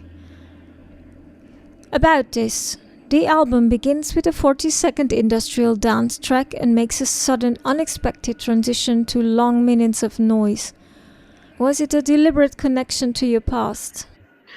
It's weird. I mean, I think that some of those records that, like songs from The Drain, The Drowning, Can You Smell the Rain Between, they just became kind of patchworks of pieces, disconnected kind of sound experiments with no logical connections. I like those records, but I'm not that fond of them. The Drowning has some really, really nice parts, but I thought it was just very kind of disconnected and not deliberately so. When I listen back to it, I like parts of it, but I don't really understand it. So I don't think it was so much a nod to the past as maybe just lacking a clear musical direction. I mean, after Skin Chamber, after the Wax Tracks work, after the work Joey and I had done with Scourging Grounds and music from Gilded Chambers, those were all very coherent. And then it was kind of like we were back to body samples. We were back to that maybe more refined, more developed, but that just kind of patchwork creation. I mean, those records are okay, but I think it's just mainly due to a lack of real musical focus, and maybe just kind of wanting to put a record together, but not having the songs. And I think at that point, maybe we were really thinking more compositionally, and we just didn't have as much work as we needed to complete the record. Yeah. So it's funny because a lot of people seem to really like The Drowning. It's never one that I think is particularly interesting. You published a one-off album with Joe Papa under the moniker In Blind Embrace on the Swedish cold meat industry sub-label called Death Factory.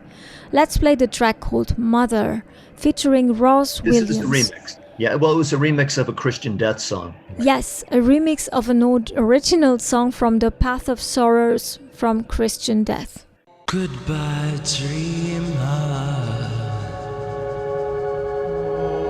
Insane stranger on the shore.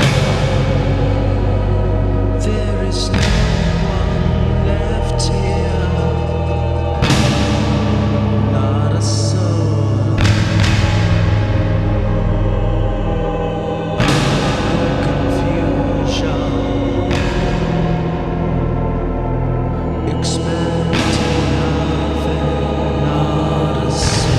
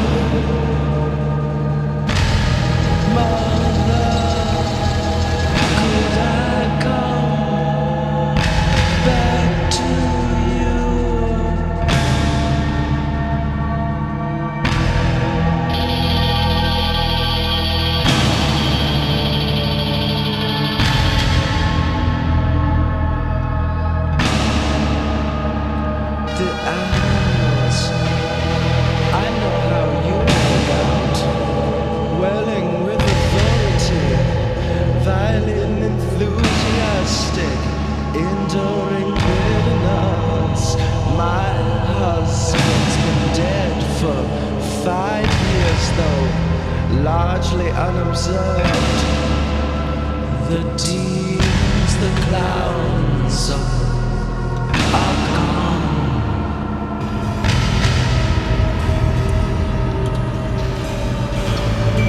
And so is my mother.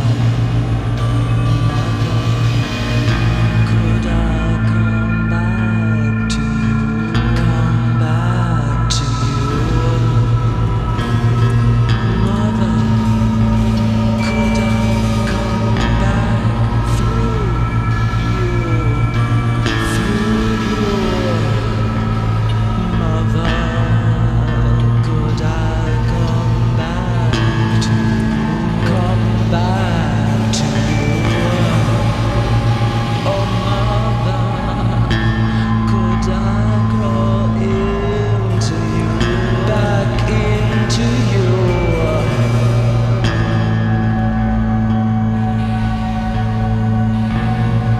Oh mother, oh mother.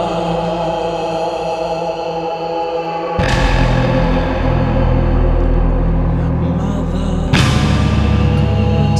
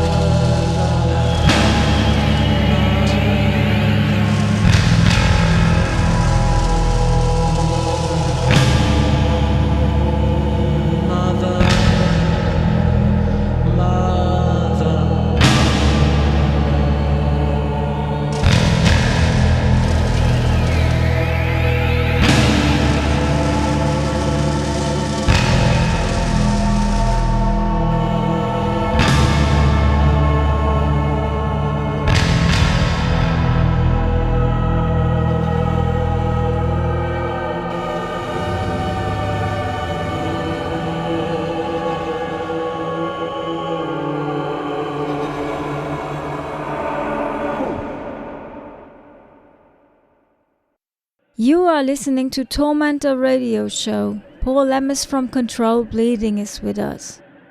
What could you tell us about this project? Why choose another name than Controlled Bleeding? Roger Carmanik, is that his name? Yes. He didn't want it to be a controlled bleeding record. You know, he wanted to work with me on a project, but for whatever reason, he didn't want it to be a controlled bleeding record. Maybe he didn't like controlled bleeding. Maybe just thought it would be interesting for Cold Meat to have something more atmospheric, darker, you know.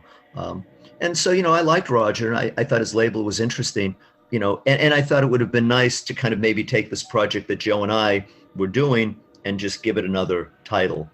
But it all ends up being part of Controlled Bleeding. It just always does. So I guess that was the thinking at the time, though. You know, and In Blind Embrace had beautiful, beautiful tracks. I just wish again that I didn't put that long, endless sound piece in there that really took up the whole record. And again, it probably takes up the whole record because we just didn't have enough songs that we wanted to use.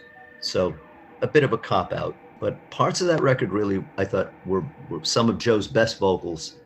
He did such a beautiful job. Yeah. Did you know Ross Williams before? I didn't know Ross Williams at all. We'd never spoken. It was just something that happened through the record label. Cleopatra just asked us if we'd do the remix, and we did. And again, because of my poor mastering skills, the initial remix that we gave them for the album was very dull. It was bad. And so when I redid it for In Blind Embrace and future releases, it was the way I wanted it to be. You know, I had redone it and it really sounded much more powerful. But the initial remix that's on the Christian Death remix record is not so good. Yeah, this one's a lot better. With dub songs from a Shallow Grave, Inanition, Gilded Shadows published between 1995 and 1997, you built a strong bond to dub music and created a new identity to Controlled Bleeding. Joe Papa's brilliant operatic gothic voice is at its peak and matches perfectly with the cosmic ambient and dub atmospheres you created. Let's listen to a representative track from this period, The Gelding Wheel from Dub Songs from a Shallow Grave. That's a good one.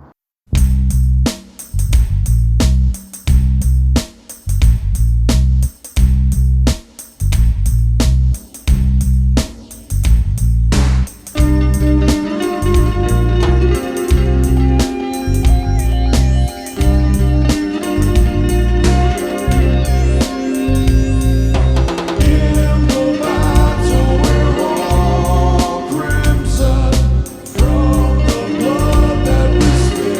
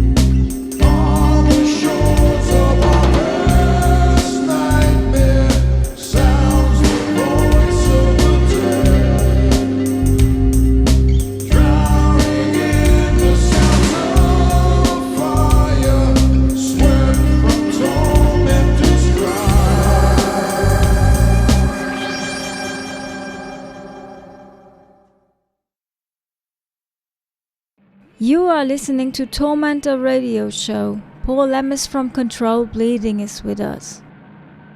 We know that you were already under dub influence since at least Body Samples. Have you always listened to dub, and did Joe Papa share the same attraction for this musical genre?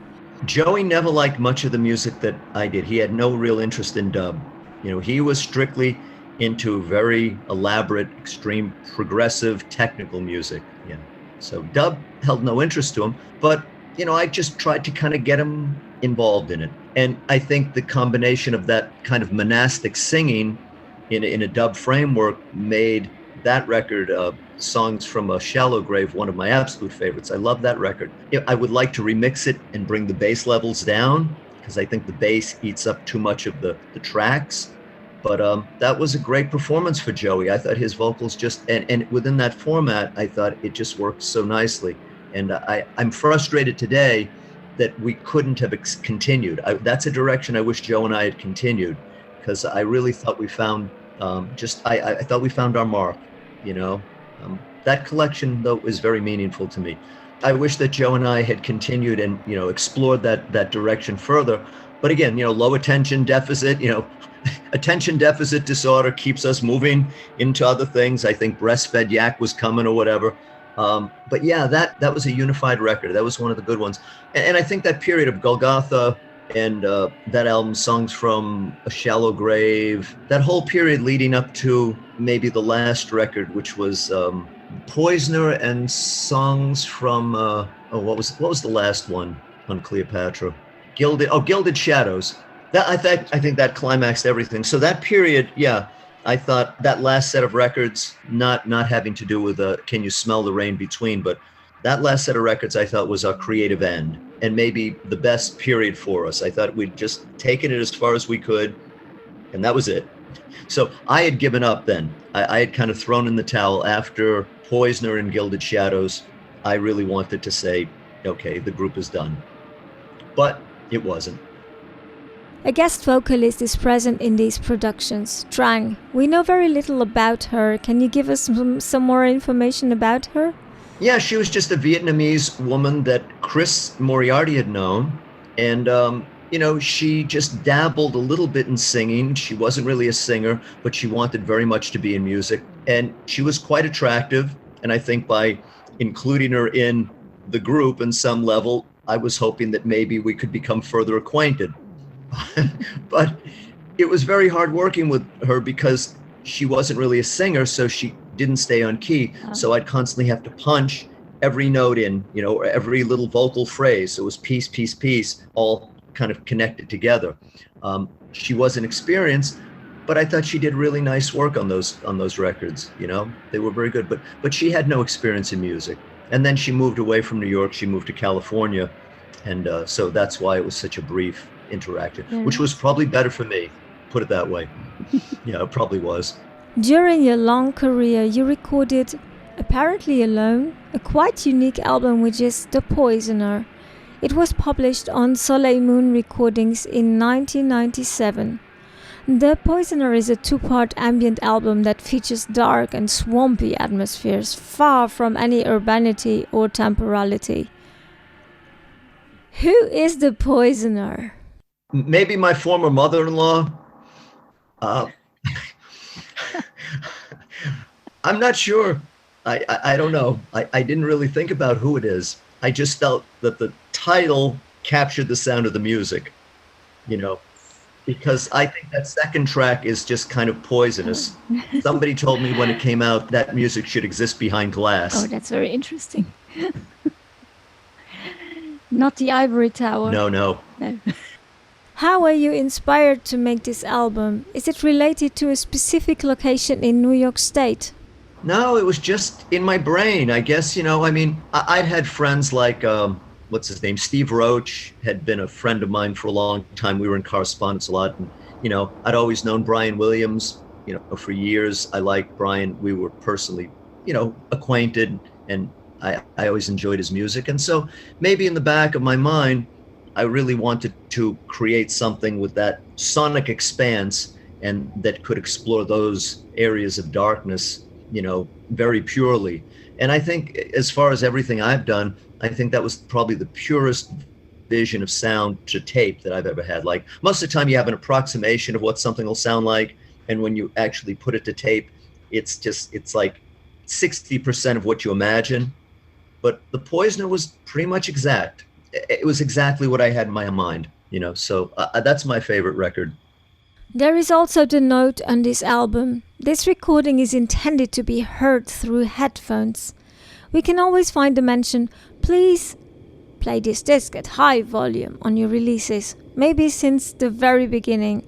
What was your idea? Where did this come from? Probably just being annoying, annoying, insistent, because a lot of the music, when you hear it on playback or when it's recorded, particularly the early music, was made at ear-shattering volume. So now, can you imagine, people playing it on phones and little tiny computer speakers? It's very frustrating, the idea of that, because it was made like knees and bones. Some of that was just coming out of huge PA speakers, which we managed to blow. We did blow that PA in the recording. We did, much to the chagrin of the band who owned that PA. Can imagine. So in my mind, I'm always thinking of what the music should sound like on playback, and so it's just being maybe an idiot. Like, you got to say that every single release. Come on, we got it. Nothing better than to dive back into it by playing the part 2 of The Poisoner. That's a long one.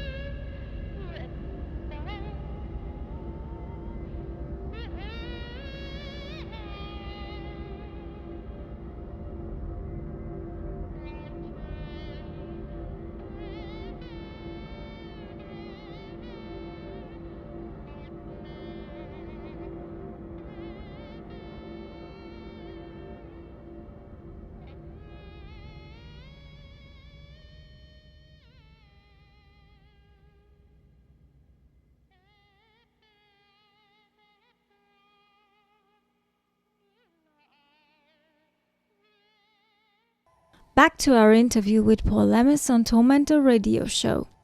After a break of several years, you released 2 back-to-back albums.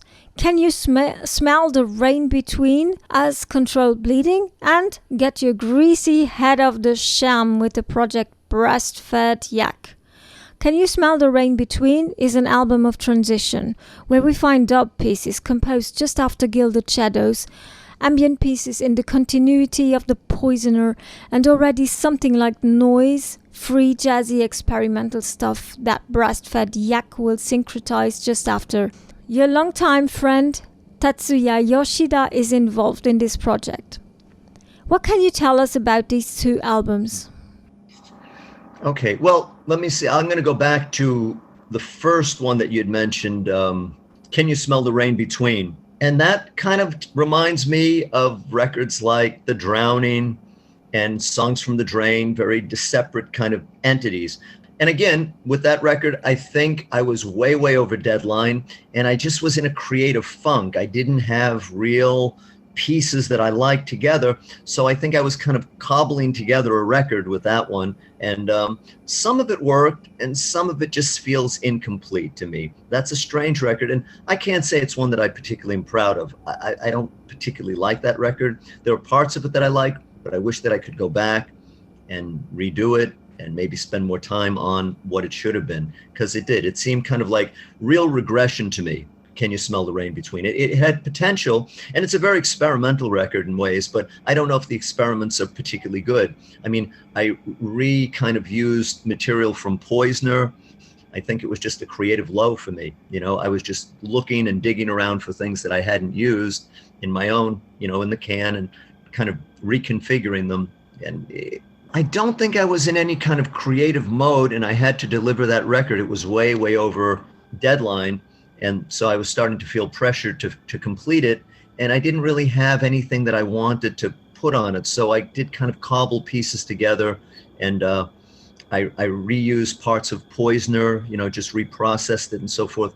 But I didn't think it was a particularly creative record. I didn't think it stood up really particularly well. It wasn't particularly coherent. But my mind was really on the things that Joey and I were doing with the Breastfed Yak, because we were just doing that playfully. Like, that was not something that was going to be heard, and you can hear the frameworks of some of those pieces on Can You Smell the Rain? So there are some just basic instrumental sections void of a lot of the overtracking.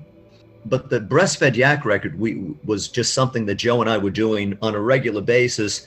And it was just exploring our joy of just like free jazz, just pure scatting, let Joey just do his thing, uncontrolled. That's Joe Papa, just having a great time doing vocally what he does, And I think we were imbued by kind of some of the stuff that we listened to, like early Gods records from ESP Disc, and some of, some just old kind of freak out records, early free jazz things, some Albert Ayler records that we were listening to on ESP, and just kind of very chaotic music. And that was the outgrowth of that inspiration. But it wasn't supposed to come out. That wasn't intended to be, an album. But I was talking to a guy named David Katznelson, who had formerly been on Warner Brothers. He was the guy that signed Boredoms and Nick Cave and Flaming Lips to Warner Brothers. And it just so happened that he was a big fan of my work. And he said that Dry Lungs opened him up to like music that he'd never heard and made him want to pursue, what he ultimately did. So he had, he got dropped from Warner Brothers, I guess. And he had this label, Birdman. And he said, well, let's do a record. And so that was the record that ended up being produced. But it was strictly by accident, So he didn't want to do a Controlled Bleeding record. That would be kind of too predictable. We did that one with a beautiful Joe Papa centerfold. It is a naked Joe Papa centerfold. Okay. That's so hot. You need to see that. Yeah, so that was just a fun record to make. And, there were no holds barred. Mistakes, everything, just it all went in there. Most people I know don't like the record much. I played a little bit of it for my father, and he said, man, you said you've seen your best days are way behind you. That's what my father said. So I knew I was on the right path. What about Yoshida? Did he come to New York for the studio recording? Well, he was in New York, and we had some just bass lines. We just had some skeletal forms of bass lines, that I asked him if he would play drums to. So he was in a studio in New York City doing a bunch of different work. And he just sat down for about an hour, maybe 45 minutes, and just played to these different bass lines. And then I took those rhythm parts and reconfigured them and, used the percussion in different ways. Yeah, so he didn't play with us in studio. We just took his drums and put them where they needed to be. In 2005, Shanked and Slithering was released on the label Hospital Productions. Most of the tracks come from older stuff, but we can also find unreleased tracks. Do these new tracks come from what you called The Fistula, a free jazz speedcore scat singing project according to your own words? I don't remember the record well at all. I just remember it was kind of a thrown together piece of noise. I don't like the record. I don't like the noise tracks. I think I used some of, reusing music for all these records. I think I reused some stuff from a Japanese thing called, what was it called? Oh, I don't remember. But it was a Japanese release. There was some extreme noise things, very unpleasant listening. But I don't remember the record at all. I just kind of gave it to Dominic because he wanted to put something out. And so, it was something I kind of compiled for him, but I don't know the album. Yeah, I probably blocked it out. Tracks 1 and 11 of Shanked and Slithering are part of an ongoing series titled Swallowing Scrap Metal. It is also the title of the first compilation cassette on which you appeared in 1984 with Autopsia, Black House, Pacific 231. What can you tell us about this concept? Well, I mean, the first tape, that just spurred me on to continue. That was a tape that John Small put out, this guy up in Boston. I don't know what happened to John after that, but so I think I always kind of used the title Swallowing Scrap Metal Part Whatever, just as kind of a homage to the original spirit of that type of approach. So when we're in that mode, you can be sure it's going to be something volatile, but it just harkens back to the very first tape. And that was the reason that I just continued and, proceeded. And people might have been stuck hearing about this for 40 years or something. It began with him, though. Then came troubled times when first Chris Moriarty and then Joe Papa disappeared successively in 2008 and 2009 and left you alone as Controlled Bleeding. A few years later, you started playing music again with your old friend, the drummer Anthony Miola, and teamed up with the keyboardist Michael Bazzeni to form a new band around frenzied guitar-driven instrumentals backed by throbbing rhythms and bone-shearing noise. You recorded new songs with the producer Martin Beasy and published them along with older tracks on Soleil Moon Recordings in 2011. This record is Ode to Bubbler. Could you introduce us to Martin Beasy and Michael Bazzini? Yeah, I mean, Martin Bissey was just a great legendary engineer in New York. And, he's worked with everybody from John Zorn to Sonic Youth and Swans. Just, he's got a bunker in Brooklyn where he just, gets a great sound. And he's one of the, New York mainstays, but like I said, kind of a legend in the area. And so he was kind enough to, record us. Mike Bazzini had done some work with him in his live band. So Michael knew Bissey and he invited us up to do this. So we recorded live. We were up there for about 3.5, 4 hours, maybe. I think it was a hot July or August day. It must have been 100 degrees in there. And we just banged it out live. So all those tracks, one take, just live.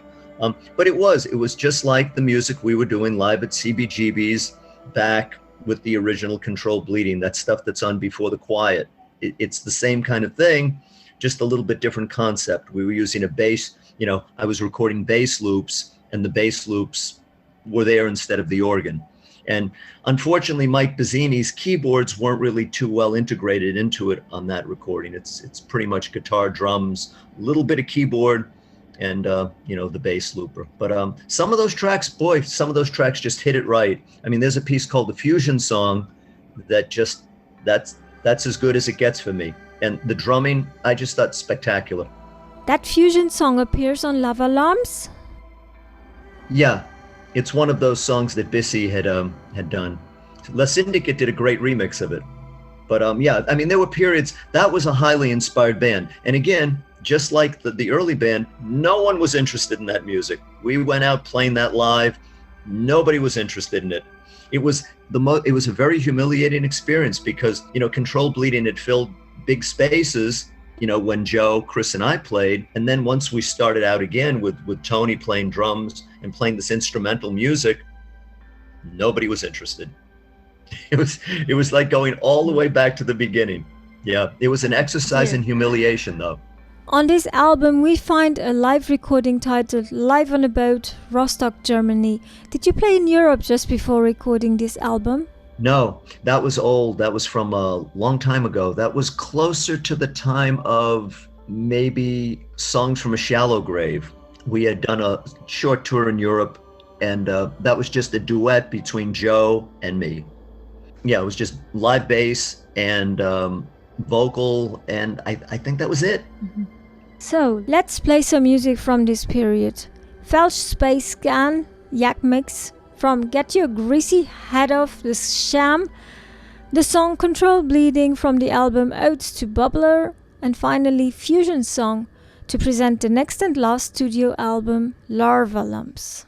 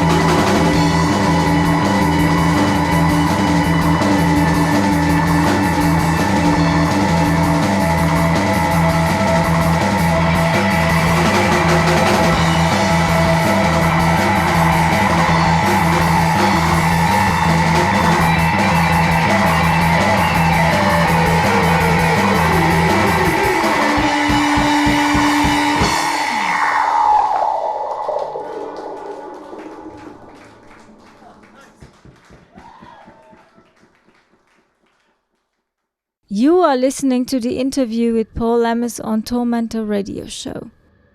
Chad Bernard completed your team around 2012, and after a split album with Sparkling Grey, you released your own first full new record since the deaths of Chris Moriarty and Joe Papa, with Larva Lumps and Baby Bumps in 2016 on Artoffact Records.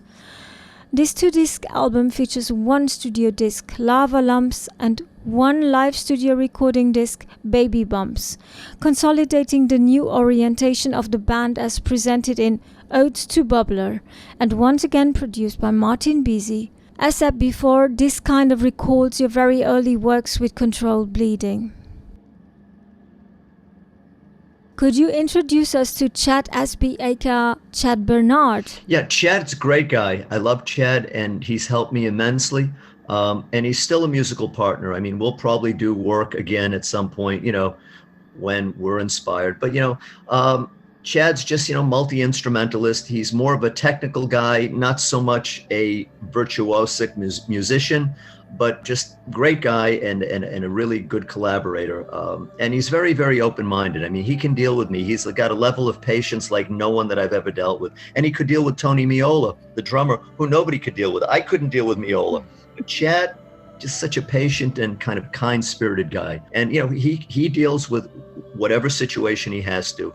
He can set up whatever technical systems are required. And he's really quite brilliant technically, as an engineer, as a recorder. He pretty much put that long piece together. What was it called? The Perks of Being a Perv. He pretty much, took a lot of raw data and raw material that we had recorded together and gave it a semblance of structure over the course of just, tremendous number of hours that he invested in that. So Chad did a lot of work on Baby Bumps, and that record would not have come out had it not been for Chad's expertise. And Mike Bazzini, same thing. I was working, in Mike Bazzini's studio doing some of the more song-structured pieces. And again, I think it just brought a different level of sophistication to some of the recordings. And technically, pieces like Trod or what's the other one? Oh God, I can't remember.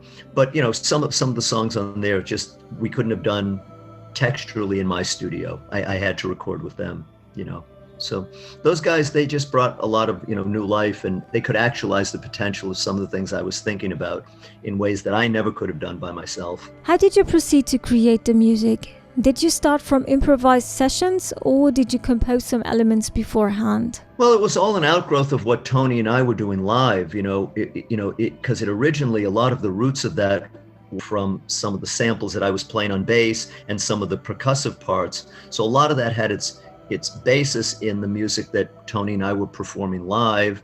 And then Tony wasn't in the band anymore. We had a personal disruption and he and I went our separate ways, but some of the ideas of the music we had been working on for maybe a few years found their way into Larva Lumps. And so like Driving Through Darkness, that was actually a piece that was just drums, guitar, and bass that we would play live. And we just did kind of more electronic version of that. Carving Song was based on Carving Song was the piece that Mike Bazzini and I worked on, and that was very much, right from the bottom, studio up. But yeah, a lot of the roots were in the music that Tony and I were doing just live, and then we elaborated on them in the studio. Could you tell us a little bit about your influences at that time? Well, my influences, it's tough to track them time to time. I mean, I'm sure that they're all there, like some people said, oh, you sound like Robert Fripp Jr. People tell me as a guitar player. Now, I don't think I sound like Robert Fripp Jr., but I loved Robert Fripp when I was a kid. I mean, I always loved the earlier King Crimson music, so I'm sure that's had some effect. Sometimes people tell me I sound like a guy like Carlos Santana. I'm not a big Carlos Santana fan, but the early band, like from Abraxas, yeah, I like that music. Inspiring. So I don't know, what influences might have gone into that. I mean, I think it's influences of a lifetime, your interest in music concrete and sound making and just colliding, the collisions of different musical elements, of the noise element and something very technical, and then something just visceral, kind of like maybe something the Stooges might have played, and just, some of those garagey bass lines and just thick, basic rhythms. So I just think it's always a collision of influences, maybe some really progressive influences, some music concrete, and just the love of like just visceral rock. I guess just all of the things that excite you, that you try to maybe that just are synthesized in the music one would make. But it's not conscious at all. So, probably other people are better at figuring them out than I am. How was this album received? It was really, really positively received. People seem to like that record a lot, and I thought it was a good record maybe to just say goodbye with, because I haven't had much interest in putting something new together. So yeah, that record got some nice response. I mean, Artoffact did hire a publicist for that, and the publicist was, making considerable money per month. So it was placed in venues that we never would have been able to, to get noticed. And with the publicist behind it, the record got more attention than I ever thought it would have. So I was pleased. You have selected works by Gregory Jacobson for the album covers for Carving Songs and Larva Lumps. By the way, Gregory Jacobson has a very interesting band called Lovely Little Girls. There's a sort of recurrence on your album covers from the beginning. Many portraits, faces, hands. Is this recurrence intentional? No. And to be honest, the theme of hands, I never really liked, but I was good friends with Arthur Potter, so I used the artwork that he gave me. But sometimes I was not a fan of the image, but because he was my friend, I would use the images that he gave me. Like the hands on core, I had no interest in that. So so some of those covers, I could certainly do without the black and white drawings. Arthur did a beautiful set of paintings for Songs from the Drain. Beautiful cover. That one I love. And I thought his painting for Trial, that was great. But images like the hands on Core, or the black and white image that with the pencil drawing on Curd, those were not covers I particularly care for. So no, there's no relation there. Gregory's paintings knocked me out. I mean, I love Gregory as a painter. I just think he's very, very interesting. And he's just such a good person. And I found his band to be quite interesting as well. So the fact that Gregory would have allowed us to use his paintings was just fantastic. I was so appreciative of that. Just very dedicated, good guy. But yeah, no relation really consciously to the past. Artoffact Records also reissued a very large amount of old material from Controlled Bleeding, including a 10 CD bound book. How did you hear about Artoffact? Did they contact you first? No, I had actually sent him a little note because the fellow from Cleopatra had gotten in touch and said that they were interested in hearing from me and that they would like to maybe do something. So I wrote the fellow at Artoffact, a little note introducing myself, and he got back in touch with me with this proposition. Yeah, that culminated in the 10 CD set. Yeah, which was, really quite extravagant. I mean, I never had an expectation we'd do anything like that. Why would he want to? That was my question. Soon after, you released an ambitious album of remixes of Larva Lumps tracks, as well as by old acquaintances and well-known artists such as Justin K. Broderick, Monolake, Ramley, Merzbow, Le Syndicat, Jean-Jacques Burger. This album, Carving Songs, was published in 2017 on Artoffact Records and is your latest work. Now we listen to two selected remixes from Carving Songs. The first one is a remix of Swarm by Justin K. Broderick. The second one is the remix of Fusion Song by the French project Le Syndicat.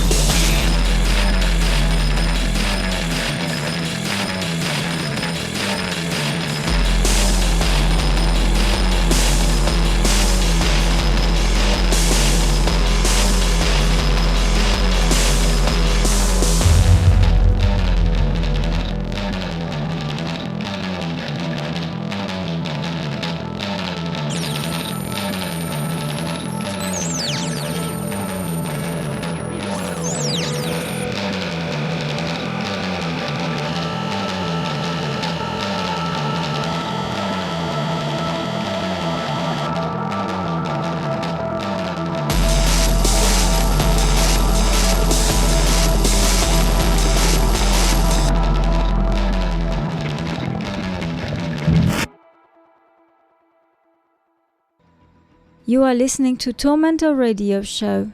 This is the last part of our interview with Paul Lemos. How long have you known Justin Broderick? Have you shared the stage with Godflesh? Well, we never played together. I would have loved to have opened for Godflesh. That would have been great fun. I'd love to go out. I would put our band together again if we could go out and support Skinny Puppy or Godflesh. I mean, I would love to do that.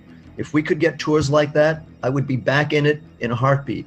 But, we never played together. But he was a big fan of Headcrack and some of our early records. I guess Headcrack he really, really loved. And, so we were just in touch, I think. And again, I was doing Skin Chamber when Godflesh was kind of doing Street Cleaner and that early stuff. So again, we kind of were in touch, and we just became kind of friendly. And I had met them when they came over here, when he and Benny were here with a drum machine touring. I think they were touring Street Cleaner, and we hung out for a while and just talked. And so that relationship has always kind of been. We're not in close touch, but we've always liked each other, and I think just mutually admired each other's music. But Justin was a real fan of the Headcrack record, and he always let me know how much he was inspired by that one. It was an honor to have him on that record. God, I love the remix he did though. It was so much better than the original. It embarrasses me. It's like, man, he just understands heavy music, that guy. He just understands it. Yeah, he's brilliant. So what can you tell us about the French artists in particular, Jean-Jacques Birger, Le Syndicat, Hélène Sage, and their remixes? Well, Jean-Jacques and I have been friendly for a long, long time. I was a big fan of Un Drum Musical Instantané. I don't know if I'm pronouncing it correctly, but I just thought that the group was just genius. Back, I guess, what are we talking, late 70s, early 80s, just that mix of orchestral music and free jazz and modern classical. And no one knew about them in America. Even in Europe, so few people really know Un Drum, still. And I lobbied Walter's label. What is it called? Klang Gallery?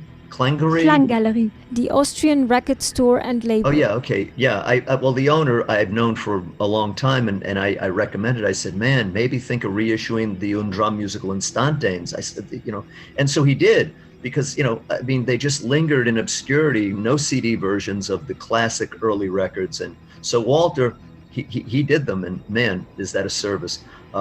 But Jean-Jacques, I just thought he was always such an interesting musician. And so I figured, he might be a perfect candidate for doing this reissue, because we hadn't spoken since they were involved in doing Dry Lungs. So it had been a couple of decades. And then, he became very interested in working in a rock band, because he comes from much more avant-garde leanings than I do. And so he loved the idea of working with something that as visceral as Controlled Bleeding was. And had we continued, Jean-Jacques would have been kind of our fifth member, kind of working with sound text and just, reconfiguring some of our ideas, remixing maybe. And yeah, but a really interesting guy. Helene is a friend of Jean-Jacques, and I guess she'd work with Un Drum too. And again, she's just such an obscure name. No one knows her work in America. So few people know it anywhere. But she's just such an interesting, eccentric musical presence. And so I thought that she would be, fascinating to work with. And her remix is just so bizarre, singularly interesting. Yeah, great. Le Syndicate, I've known him since way back in the early days, and we shared space on some of the Broken Flag recordings. And, we've been friends for years and years. And so again, thinking of who would do good remixing, I contacted him, and he was kind enough to work with me on the remix over time, because a lot of these remixes, were shaped over the course of time, and everybody was very patient with me, because most people, didn't take money for them. And sometimes I would make some recommendations of how maybe I thought the remix could be improved. Instead of saying, fuck you, they actually, worked with me. I mean, so they were very, very patient. But that record was more work than any record I think I've ever done in my life. Oh my God, what a lot of work that was. And the worst part was, I didn't realize that remix records had pretty much seen their day like 10 years ago. Like, nobody's too interested in remix records anymore. But since we'd never done one, I thought this remix record would have, been very interesting. It basically just came and disappeared. It's not a record that I think anybody even knows. And I think that was very frustrating for me. Just the fact that it came and it went, all that time, I was done. I just was done. So that's where I am now. On February 11, 2020, you announced the end of the band, citing frustrations with live performances, as you just did. Since indiscipline and versatility suit you well, will you change your mind? Can we still hope for something in the future? Probably. I mean, I always change my mind, right? You say, okay, rest in peace. You title a record, Rest in Peace. It's gone. The band is done. And then the guy's back, and then he's back. It's like everybody. Do any musical artists actually just disappear when they should? Oh, look at all these guys that are on the road still that shouldn't be playing, but probably, I mean, if I have some ideas, maybe, I'll work with Chad again, because we have some recordings that were intended for a follow-up to Larva lumps. We have a whole set of pieces that are partially done. And so maybe at some point we'll go back and see if any of that is salvageable, maybe create something new. And Skin Chamber, there was an offer to do a third Skin Chamber record, and we were kind of drafting some people in the extreme metal area to do vocals and so forth. So we had people lined up, and then I just kind of lost interest in it. So I don't know, maybe. Maybe. Yeah, when I retire or whatever from teaching, I think I'll do another year of teaching, and then maybe I'll be done with work, and then maybe try to get my head back into it. But I'm getting old. I mean, how long can you do this and be relevant? That's no question of age. I don't know. Well, it's a strange thing. Like, I found myself, going back to older records and so forth, but I'm sure that there's newer bands and new music that I just don't hear that's probably very interesting. Maybe we don't know them.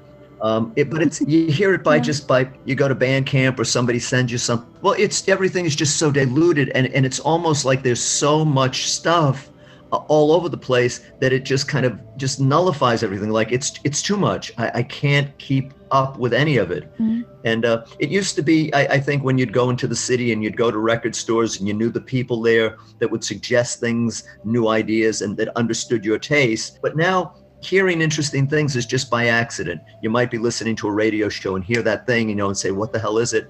And then, sometimes you never find out, or somebody sends you a link and it just happens to be really interesting. But yeah, it's just, I don't discover new music the way I used to. And I find it's just this barrage of constant material. It's too much to wade through, it really is. But I find in the extreme metal community, that's where I find music most interesting. I find bands like Impetuous Ritual. Those records, I mean, they're just, it's a whole other level of noise and sound, and something that maybe I can't penetrate completely. Or some of the stuff that a band like Portal has done. That just is. But you have some interesting French bands like this band. What is it called? Plebeian Grandstand. Do you know them from France? Plebeian Grandstand? No, we don't.